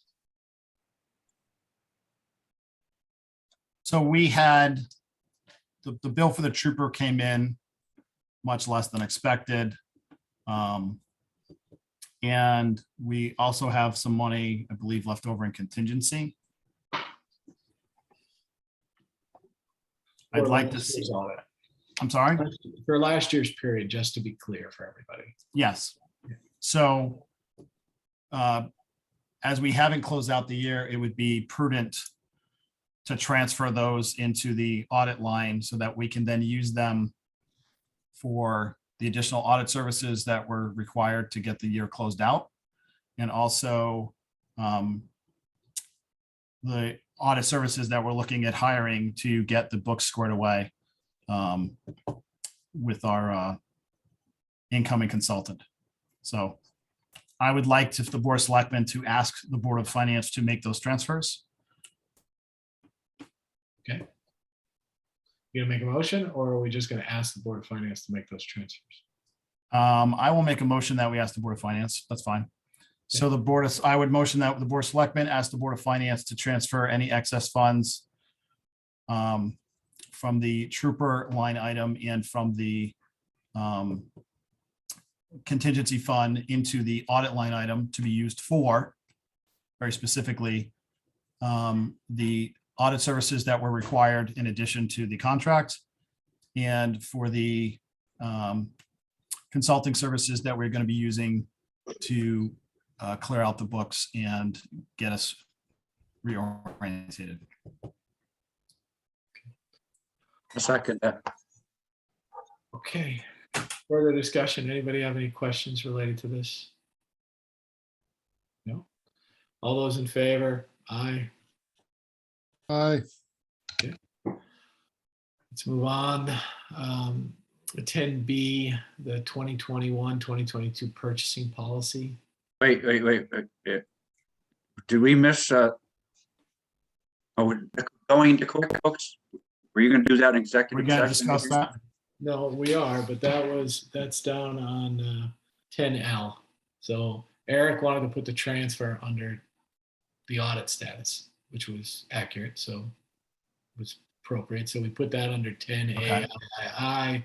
So now we're going to continue to move through 10, and then we're going to get down to the items that were added. So 2021-2022 purchasing policy, Eric. Okay, so I think we should probably let Diane Choquette, the Chair of the Board of Finance, speak to this, because I know she has been undertaking a revamp of the town's purchasing policy. Okay. Okay, I have completed a first draft for discussion purposes of the new purchasing policy. So I will, after tomorrow, get it out to the Board of Selectmen and CIP to solicit comments and any changes that you guys want to this. And then once I get your feedback, then we'll bring it to the Board of Finance, and I'd like to bring it to the meeting at the end of this month. So it gives you about a week to get a look at it. Diane, can you also send that to me? Yep. That would Thank be you. great. And I want to publicly thank Diane Choquette Yeah. for all the work she's been doing. It is greatly appreciated. Thank you very much. Thank you very much, Diane. Absolutely. So it's the first pass, just to raise some discussion, because we've got a lot to talk about what limits we want to put on things. So it's just, get to solicit feedback. So, Okay, no problem. all Thank you. right. Okay. All right. 10C, a cool program contract with town.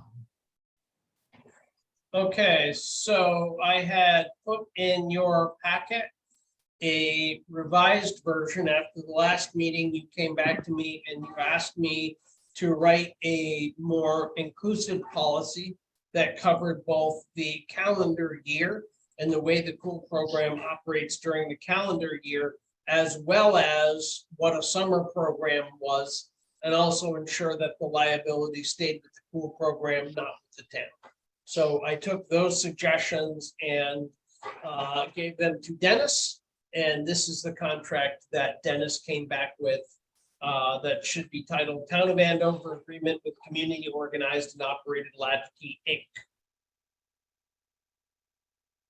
So does this represent what you had asked me to do? And before you ask, yes, I have sent this to Kerma. I have asked Jake Duckworth for commentary on it to ensure that this satisfies what they would like to see in the contract.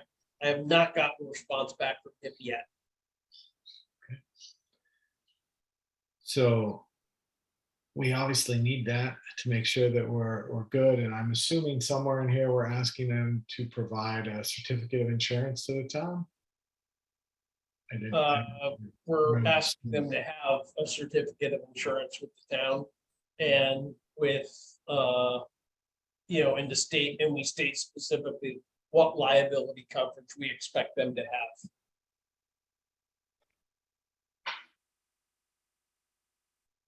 Okay, so once we get the karma comments, everybody please read this and make sure that it meets their needs, your needs related to this program.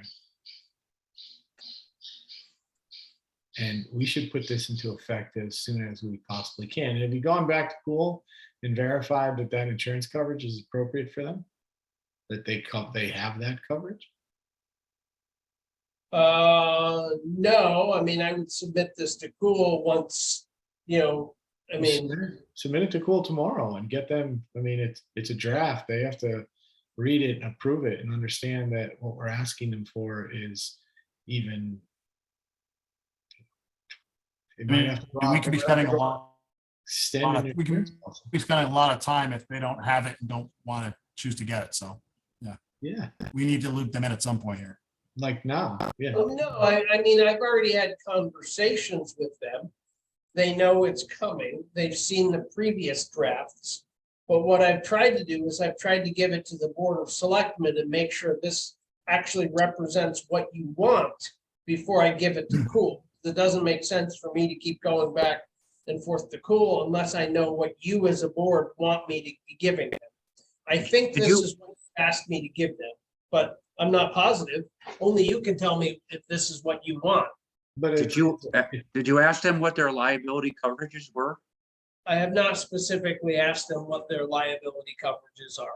Oh, okay, but they're already functioning, already operating. This is something Right. that needs to be put in place as soon as possible. So they need to see it, regardless of if we want to make changes or not. It has to go through that process. So let's sit there and get it to them. Everybody read it, and we have to get this in place as soon as possible. Maybe they don't need $2 million worth of coverage. Well, no, that is a legitimate number. I mean,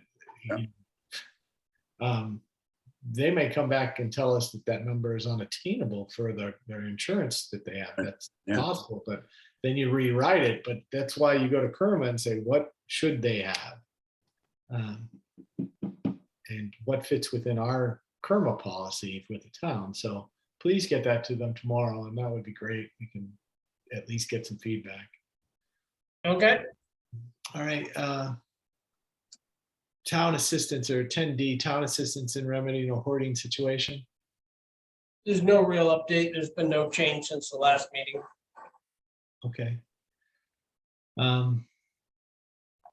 10E, Hop River Homes letter to the Board of Selectmen. So that's in your packet. You had asked them at the last meeting whether they would meet with you at this meeting. They politely declined and pointed out that in their original letter, they said that was not a possibility. And they once again asked you whether you would set a meeting to discuss with the full board of the Hop River Homes. And, whether you choose to do that or not, that's up to you. Well, if I remember correctly, you were supposed to ask them if they could sit there and make it. So they politely declined because we didn't want to continue to have additional meetings. And Right. it was outside of their dates that they provided. So we're going to have to sit there and do this.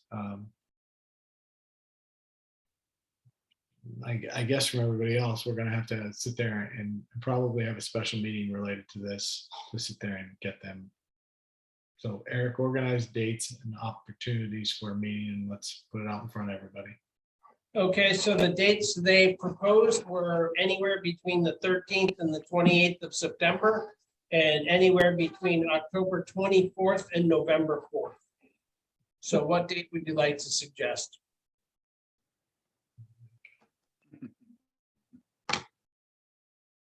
Say it again. What are the dates for September? Between the 13th and, The 13th and the 28th. okay. At what time of the day? And They did gonna have- not state, but I think we're all assuming these would be evening meetings. Yeah, yeah, Because just most for, people work, so.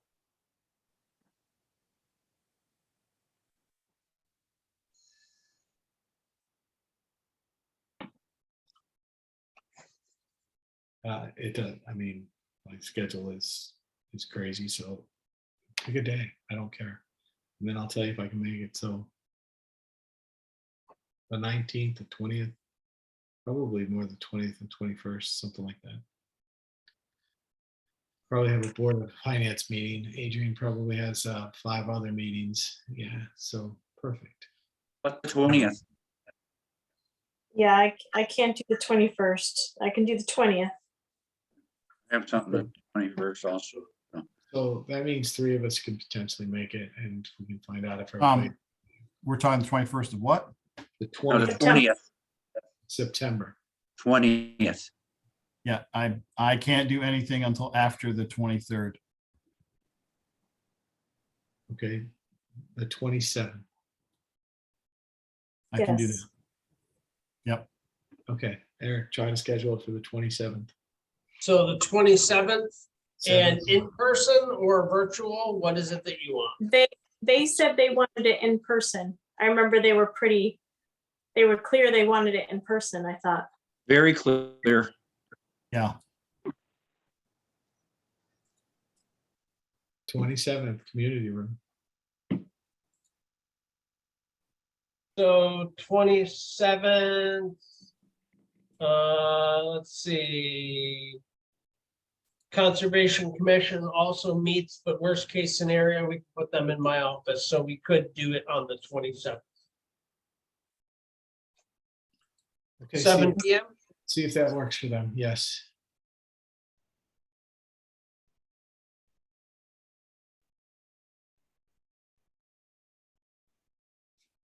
Okay.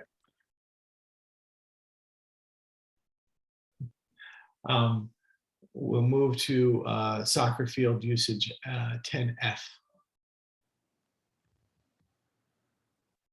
So Eric, Okay. Sure, as most of you know, FC North is no longer utilizing the field. We got the adult soccer league to agree to line the field with us. So at least we get that done. So the playing field is outlined. We need to start getting with the RAM programs and figuring out next year for next spring, how we can get, good field utilization and offset some of the costs of the field, which we will not be getting from FC. well, it's not like you're not going to maintain it. You have to sit there and maintain that field, but you can reduce the level of maintenance that is currently required to upkeep it into a playing field to a recreational field. So you should sit there and go to Hebron to sit there and see what can be done to potentially reduce the level of fertilization, and we should try to find ways to reduce the cost. So, I mean, just so everybody understands, related to FCS North and Kyle, who is a resident of the community, I mean, FC North was paying $7,500 to utilize that field. And the issue with that was it was costing us an extra $20,000 to upkeep that field in a playable manner. So the request to FC North was to pick up some additional costs. And their choice is to sit there and go get it less expensive. They are a not-profit for-profit entity. Just so everybody understands, using a community asset to further their program. So I don't, we need to sit there and make decisions for us to sit there and look at the cost of maintaining that field. And we should sit there and look at reducing it now, Eric, that we're not trying to maintain it to such a level. So if you can go do it, we'll reduce our costs and try to sit there and make that appropriate. And I'm assuming Ram Soccer is using the field at some level, Paula? They still are, yeah. Okay. And I've been reaching out to different places to see what kind of usage we can get down there. Okay. I think what we really need to do is we need to have a conversation between the town of Andover, the town of Hebron, and the town of Marlborough. And we need to figure out an equitable distribution of the fields, in a cost basis to recoup some of the money from all the various different groups that use all the fields. And then start looking at Andover's fields and say, okay, what are the best uses of our fields? Do we keep it soccer only? Do we do what we need to do so that lacrosse can play on our field? What do we have to do to stripe for various different events? Do we allow Pee Wee football to play in the field? Because I know the Pee Wee football, they didn't have a home for some of their stuff. And they were having problems with that. We just need to, now that FC North is not going to use it, we need to figure out how to utilize the field so that, if we're paying for it, it actually gets used by the community.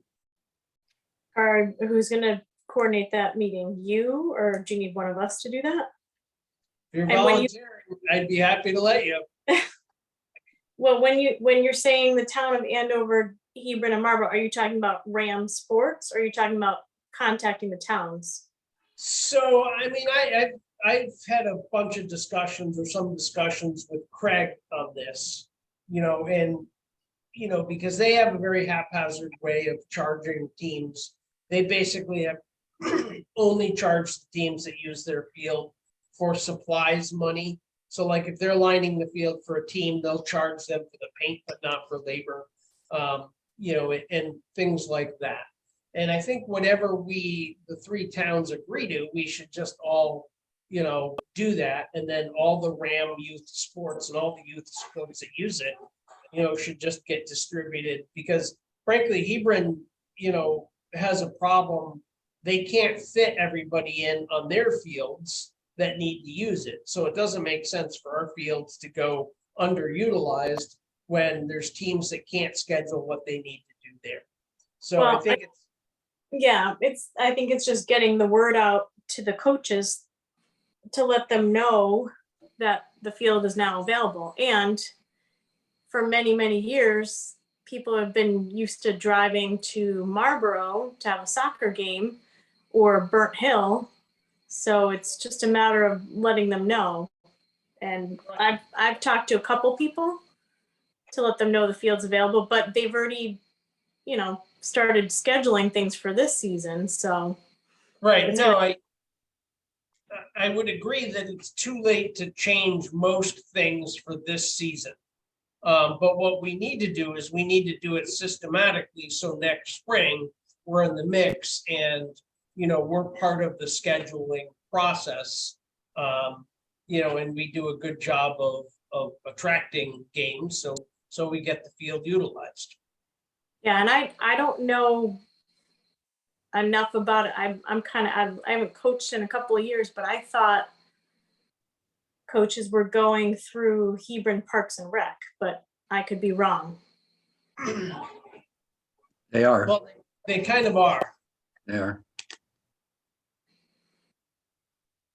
All right. Well, you and I can talk about this maybe another time and figure out how we can start that conversation with them.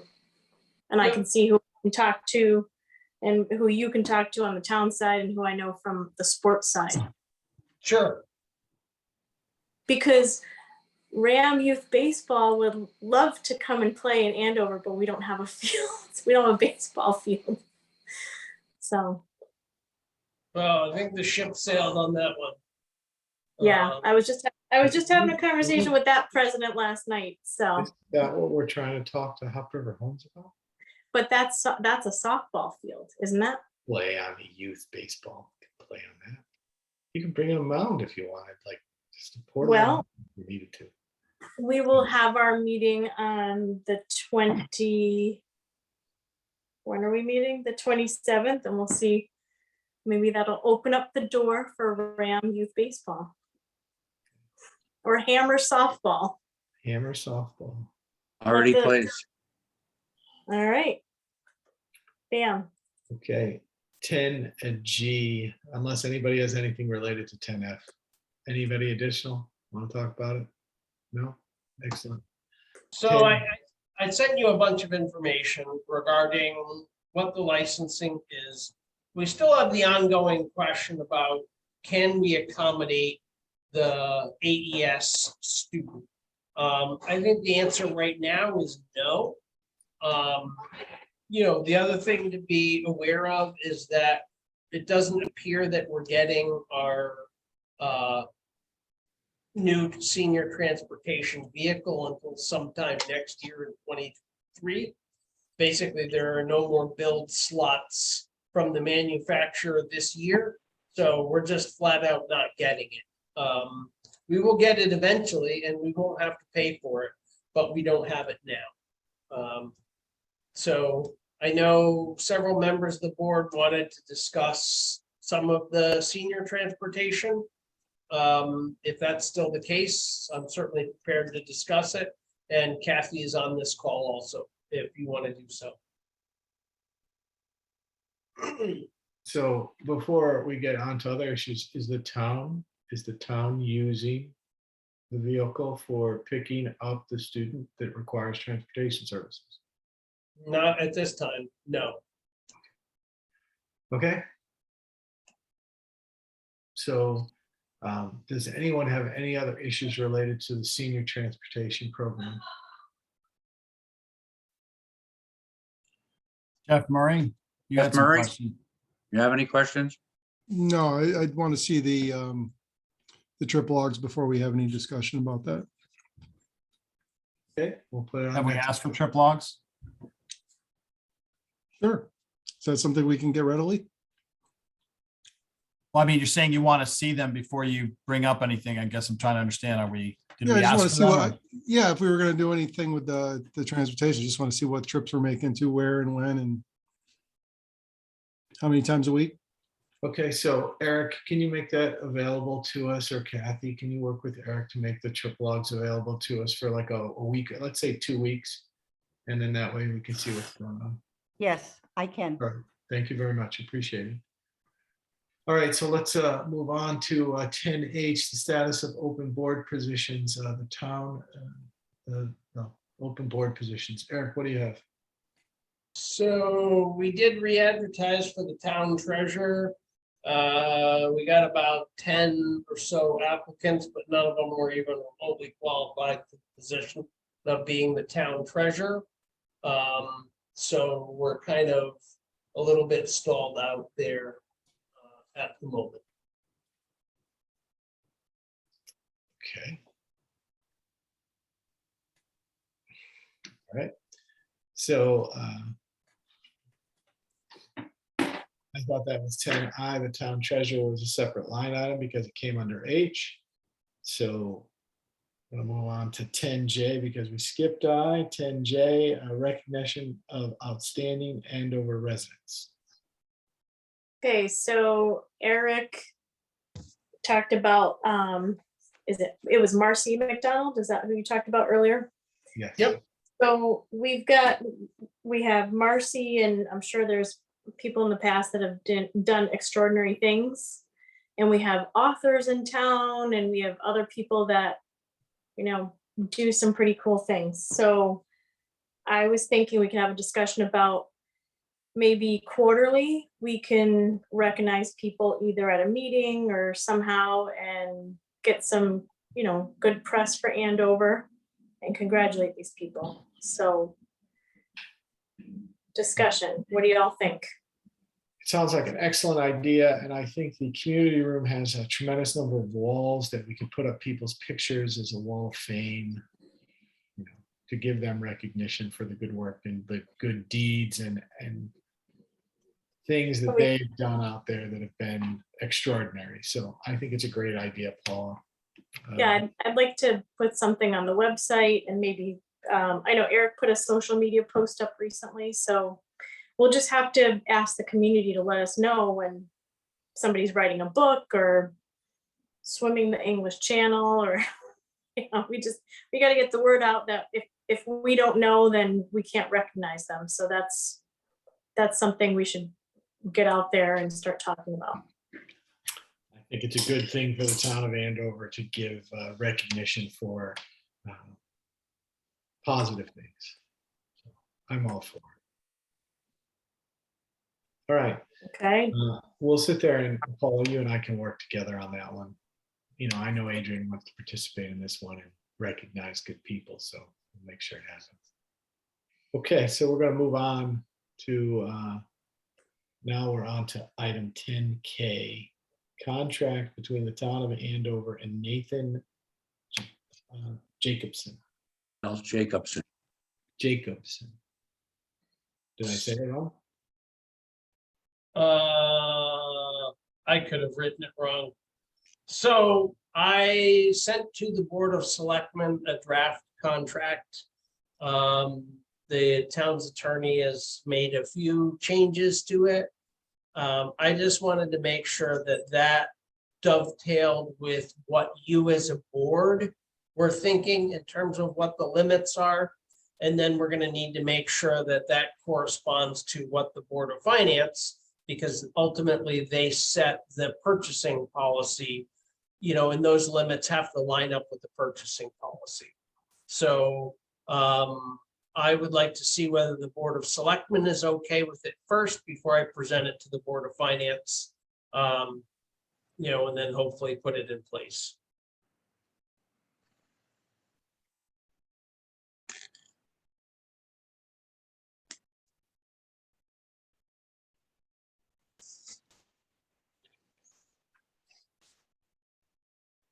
So basically, the contract is a fee schedule. There's nothing set other than things that if you identify a project that we need to use him on, it's an hourly rate based upon who's doing what.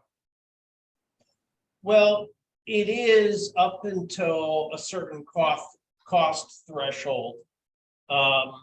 Anything that's over $15,000, I'm saying has to have an actual contract attached to it.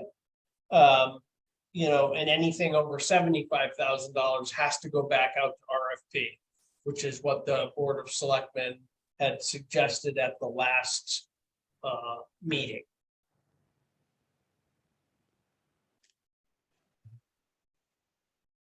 Does anybody have a problem with the draft of this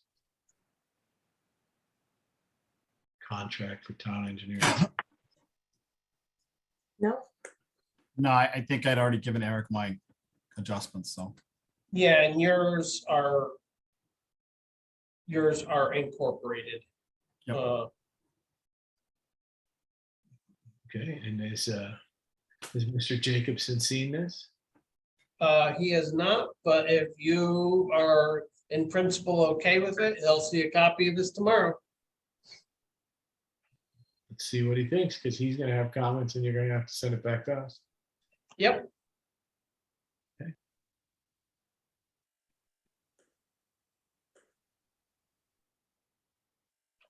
Okay. So item 10L, a QuickBooks discussion. So we're back around to QuickBooks discussion right now. Adrian, do you want to bring anything up? You just want me to talk about it? Listen, you're the expert here. I'm just a student on this one. I'm just a student on this one. Oh, that is funny. That is awesome. Okay. I may have heard today from Eric that when discussing Edmonds with a possible consultant, he was told that they'd have to check and see if they had anyone in-house that was familiar with it, because they didn't. Oh, They perfect. didn't think they did. So, Okay, so listen, this is something that I've been proposing for 8 years. And I personally think the town side of this, we should move to QuickBooks. It's so much easier to manage and operate, and it'll be better for us to hire people into that department in the future. We have a software that we're currently sharing with the Board of Education. I'm assuming the Board of Education is going to keep Edmonds because of grant, grant management parts of the software. They're not going to be using the software the way that Edmonds, the way that it should be. So I'm just going to make a motion that and actually, I don't even think we can make the motion. It's probably a Board of Finance issue, or is it a Board of Selectmen issue? I think that we make a motion to ask the Board of Finance to strongly consider going over to QuickBooks, given our recent conversations with consultants. And I will say, I know I was the deciding vote to go to Edmonds, and if I had known what I know now, I would have voted differently. Especially the fact I don't think it was about knowing what you know now. It's about listening. No, but listen, if I had heard that from the QuickBooks person that we ended up talking to previously, and then again, that she was. Eric heard from her, and Eric voted for Edmonds. No, if I had heard that she was knew our auditor well, and the information she gave us this time, I would have voted differently. So a little more info would have made a difference. Is that an apology? It is an apology to you, Jeff, for your leadership being ignored. Wow, on this day. Write it down.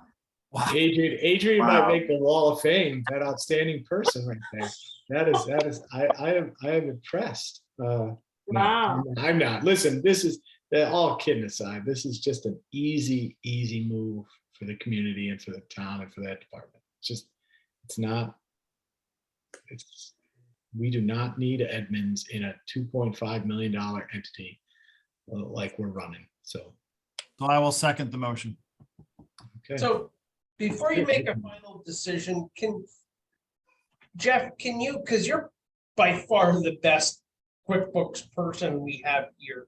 I mean, the one concern that has been raised about QuickBooks is the security issues with it and the ability to retroactively change information. Now, I'm not saying that's going to be an issue, but can you just at least talk us through what that means? Well, you just have to put passwords in and lock people out. There's all kinds of security functionality that can be put in place. There's a hierarchy system, correct? Sure. Yeah. You can give people only access to payables. You can give people access. I mean, listen, all we're going to operate are accounts payable and that's it. I mean, and look, Eric, didn't you say to me this afternoon when we discussed this briefly that the auditor had said there's just procedures that you have to put in place that make it work, right? Correct. I mean, I think it's just something that you need to keep in the back of your mind, that the one downside to QuickBooks, and I am not objecting to us going to QuickBooks, and I'll say the same thing I said the last time. If it was the town alone, I wouldn't have had a problem with us going to QuickBooks originally. It's Right. just the town combined with the school, there were no examples of that combination out there to look at, and I didn't want to be the only one out there doing that. And Okay, look, I mean, so- hopefully this consultant comes back with a number that we can live with. But I walked out of that meeting feeling like a weight had been lifted off of our shoulders a little bit. So maybe that's me feeling optimistic, but I definitely felt that way. So it was a good call by Eric to reach out and recruit her into the process. So there are things, Eric, that we just need to put security controls on, and it's not really a big deal. And to be really honest, part of the beauty of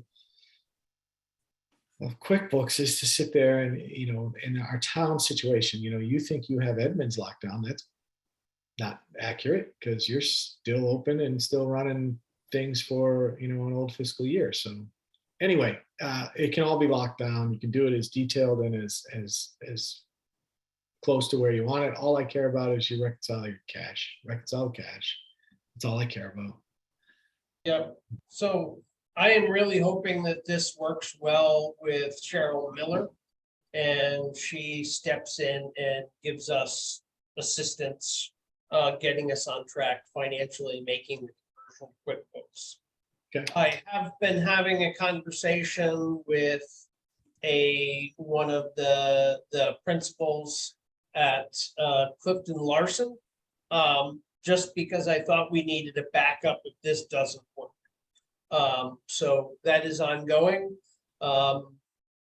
He kind of was channeling you this morning when he was talking to me, because the very first thing he said was cash was king.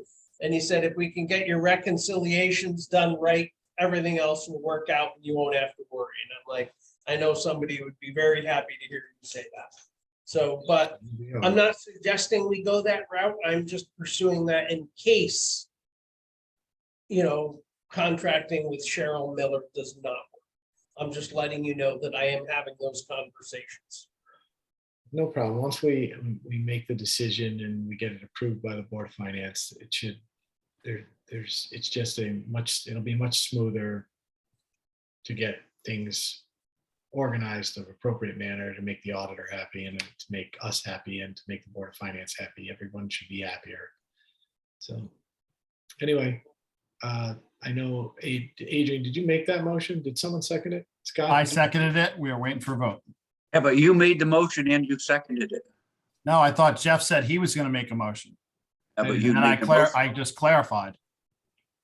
Now what Fine. happened? I will make a motion. Someone else can second. I'll make a motion that we ask the Board of Finance to strongly consider going to QuickBooks.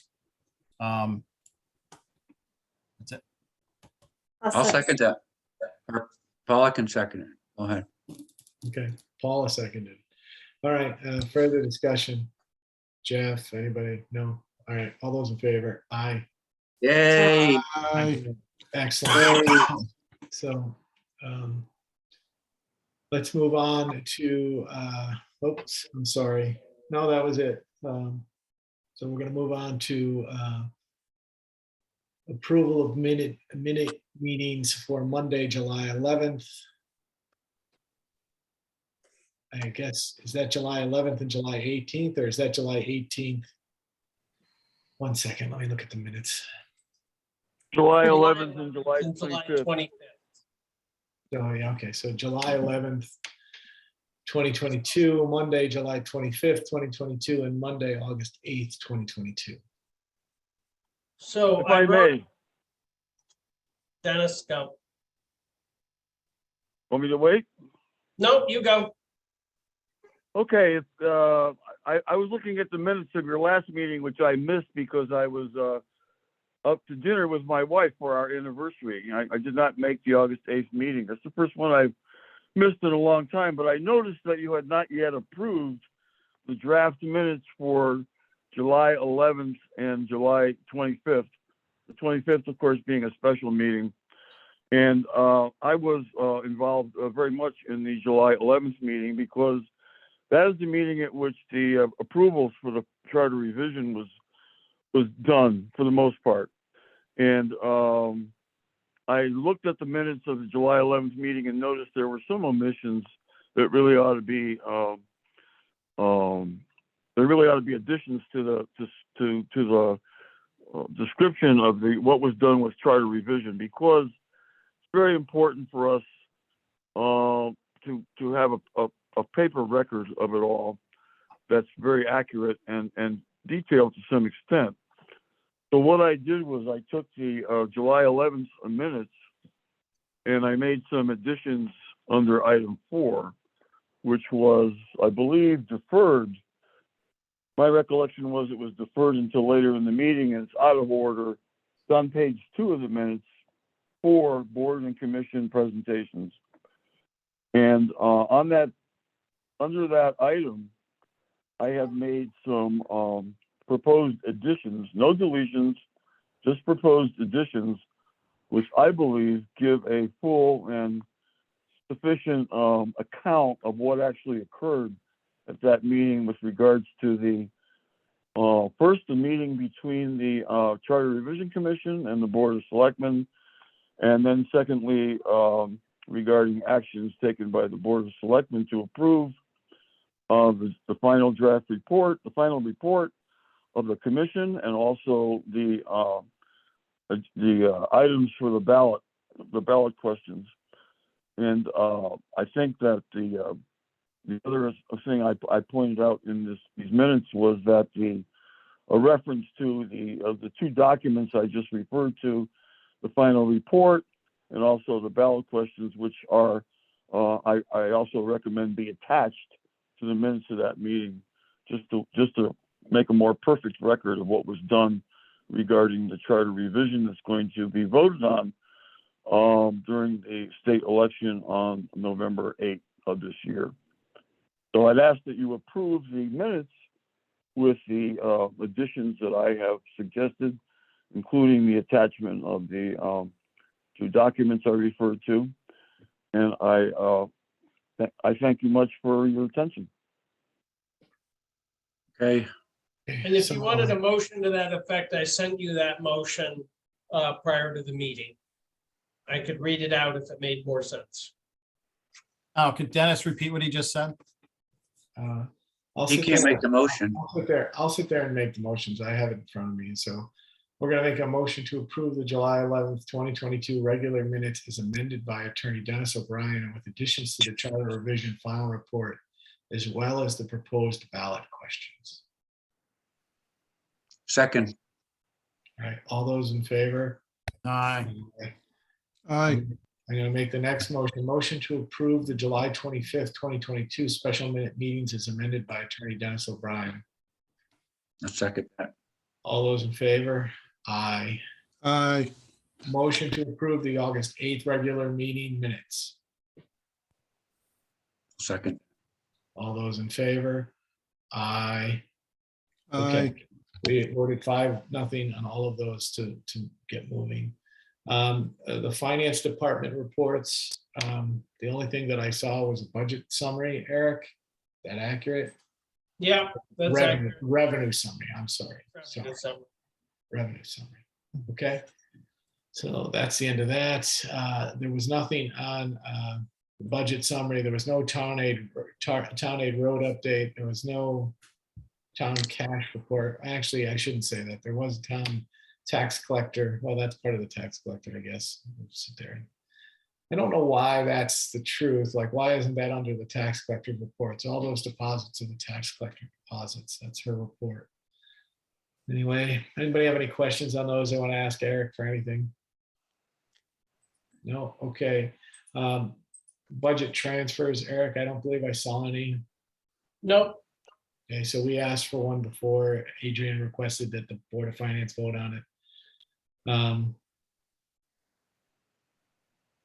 No over expenditure report of substance. Okay. Can we just, Eric, can you make sure the Board of Finance just has it in their packet or kick them over something that has the numbers for what our estimated budgeting was for end of last year, so they know how much room they have? Yes, Thank you. as best we actually know it. As best we know it. And then Eric, there is one report that I would like to talk about. It's a tax collector's report where she shows the uncollected taxes by tax year. And, are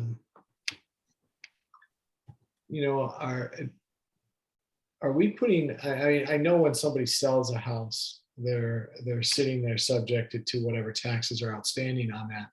But are there liens or are we looking at these reports, Eric, so that we can clean them up and clean the receivables up?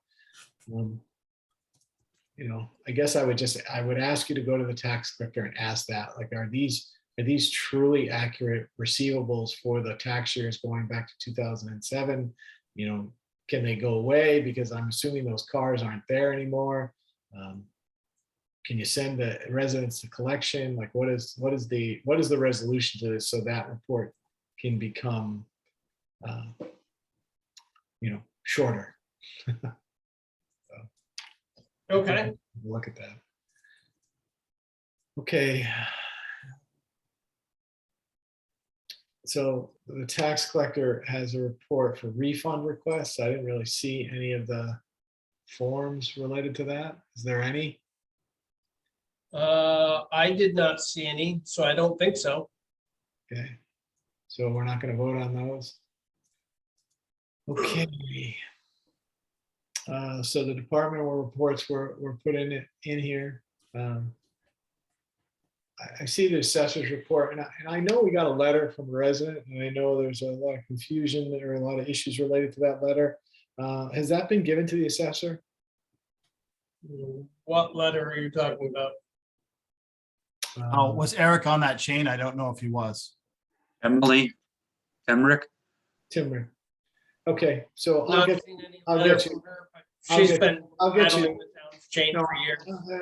I understand that, but that letter should be given to you, and it should be given to the assessor, and the assessor should respond to that letter, in a minimal manner if whatever he deems necessary. But I don't think it was addressed to him. I think it was addressed. No, to it was us. addressed to us, but we So should. I think we it's should- unfair. I think it's unfair for us to ask him to reply, but I also think at the same time He should see it. that, what's that? He should see it. I think it's fine to show it to him, but I don't think I think it's unfair to ask him to reply. And to be honest, if I was given the history between the two of them, I think that's only being antagonistic if he does reply. So I don't think it's appropriate. She's told us where she feels, and we have to make a decision whether we feel that any of those suggestions are appropriate, but I don't think dragging John into this any further is going to help anybody. He should see it, is really where I Yep, was. but let's not ask him to reply. Well, if you send it to me, I will send it to John. Sure. But I have not seen what you're discussing. Okay. And I did not put in the packet. You all saw the letter from Paul Klein, who was unhappy that Public Works blew some debris on the vehicles in his driveway while they were cleaning the roads in preparation for chip seal.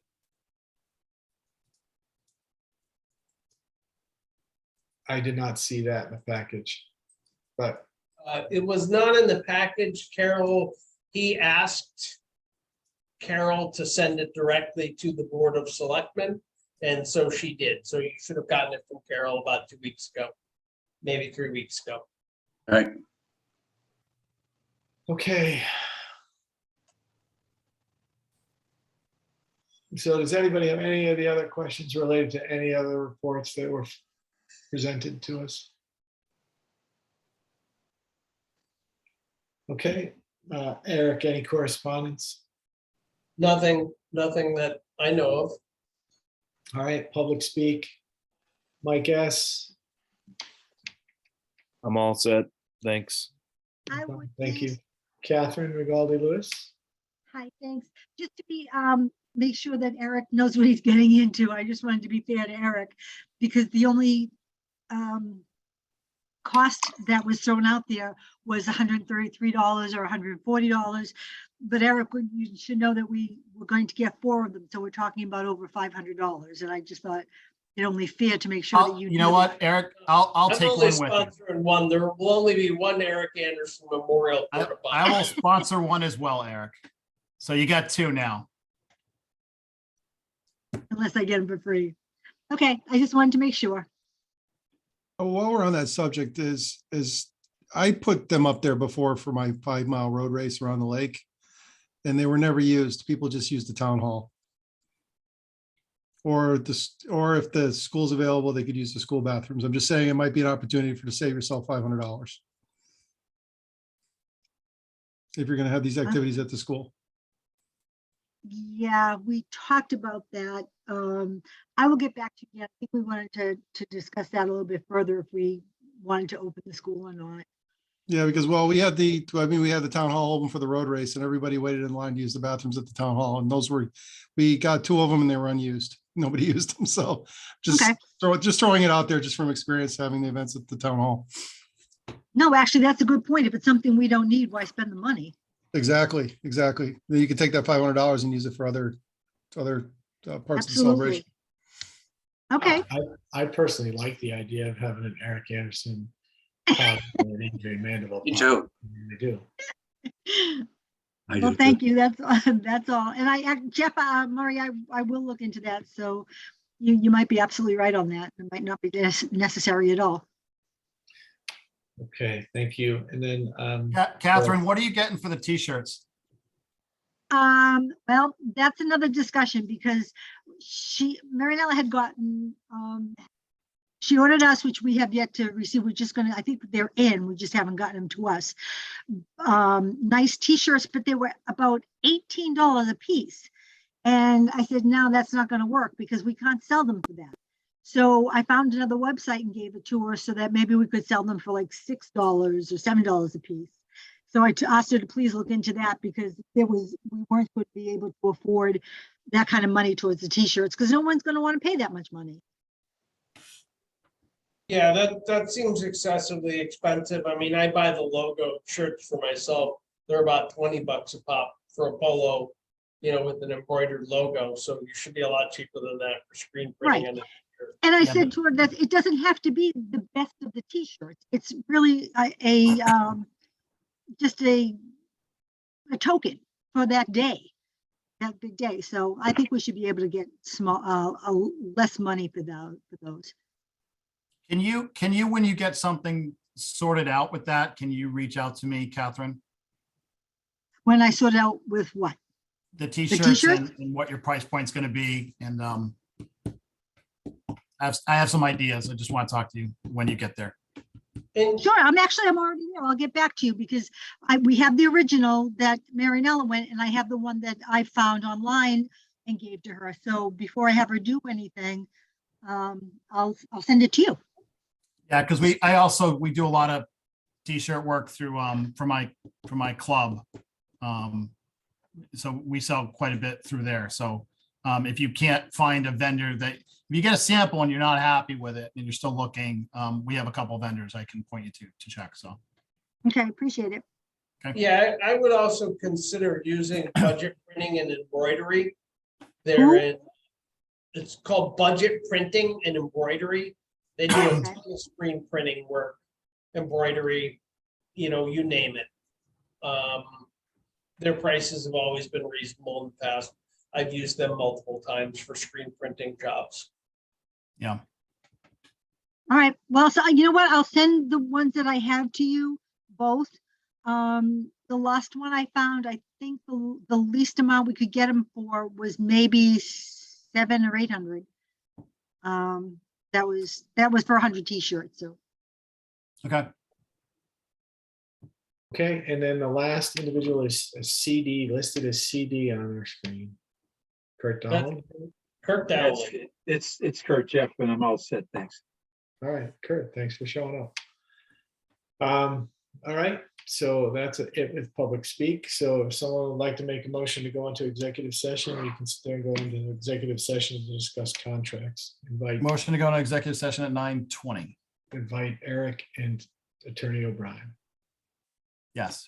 Okay, somebody gonna second that? Second, I guess. All right, all those in favor? Aye. Everybody, thank you very much. Aye. Good night, Recording's everyone. off. So I don't know who's in control of the meeting.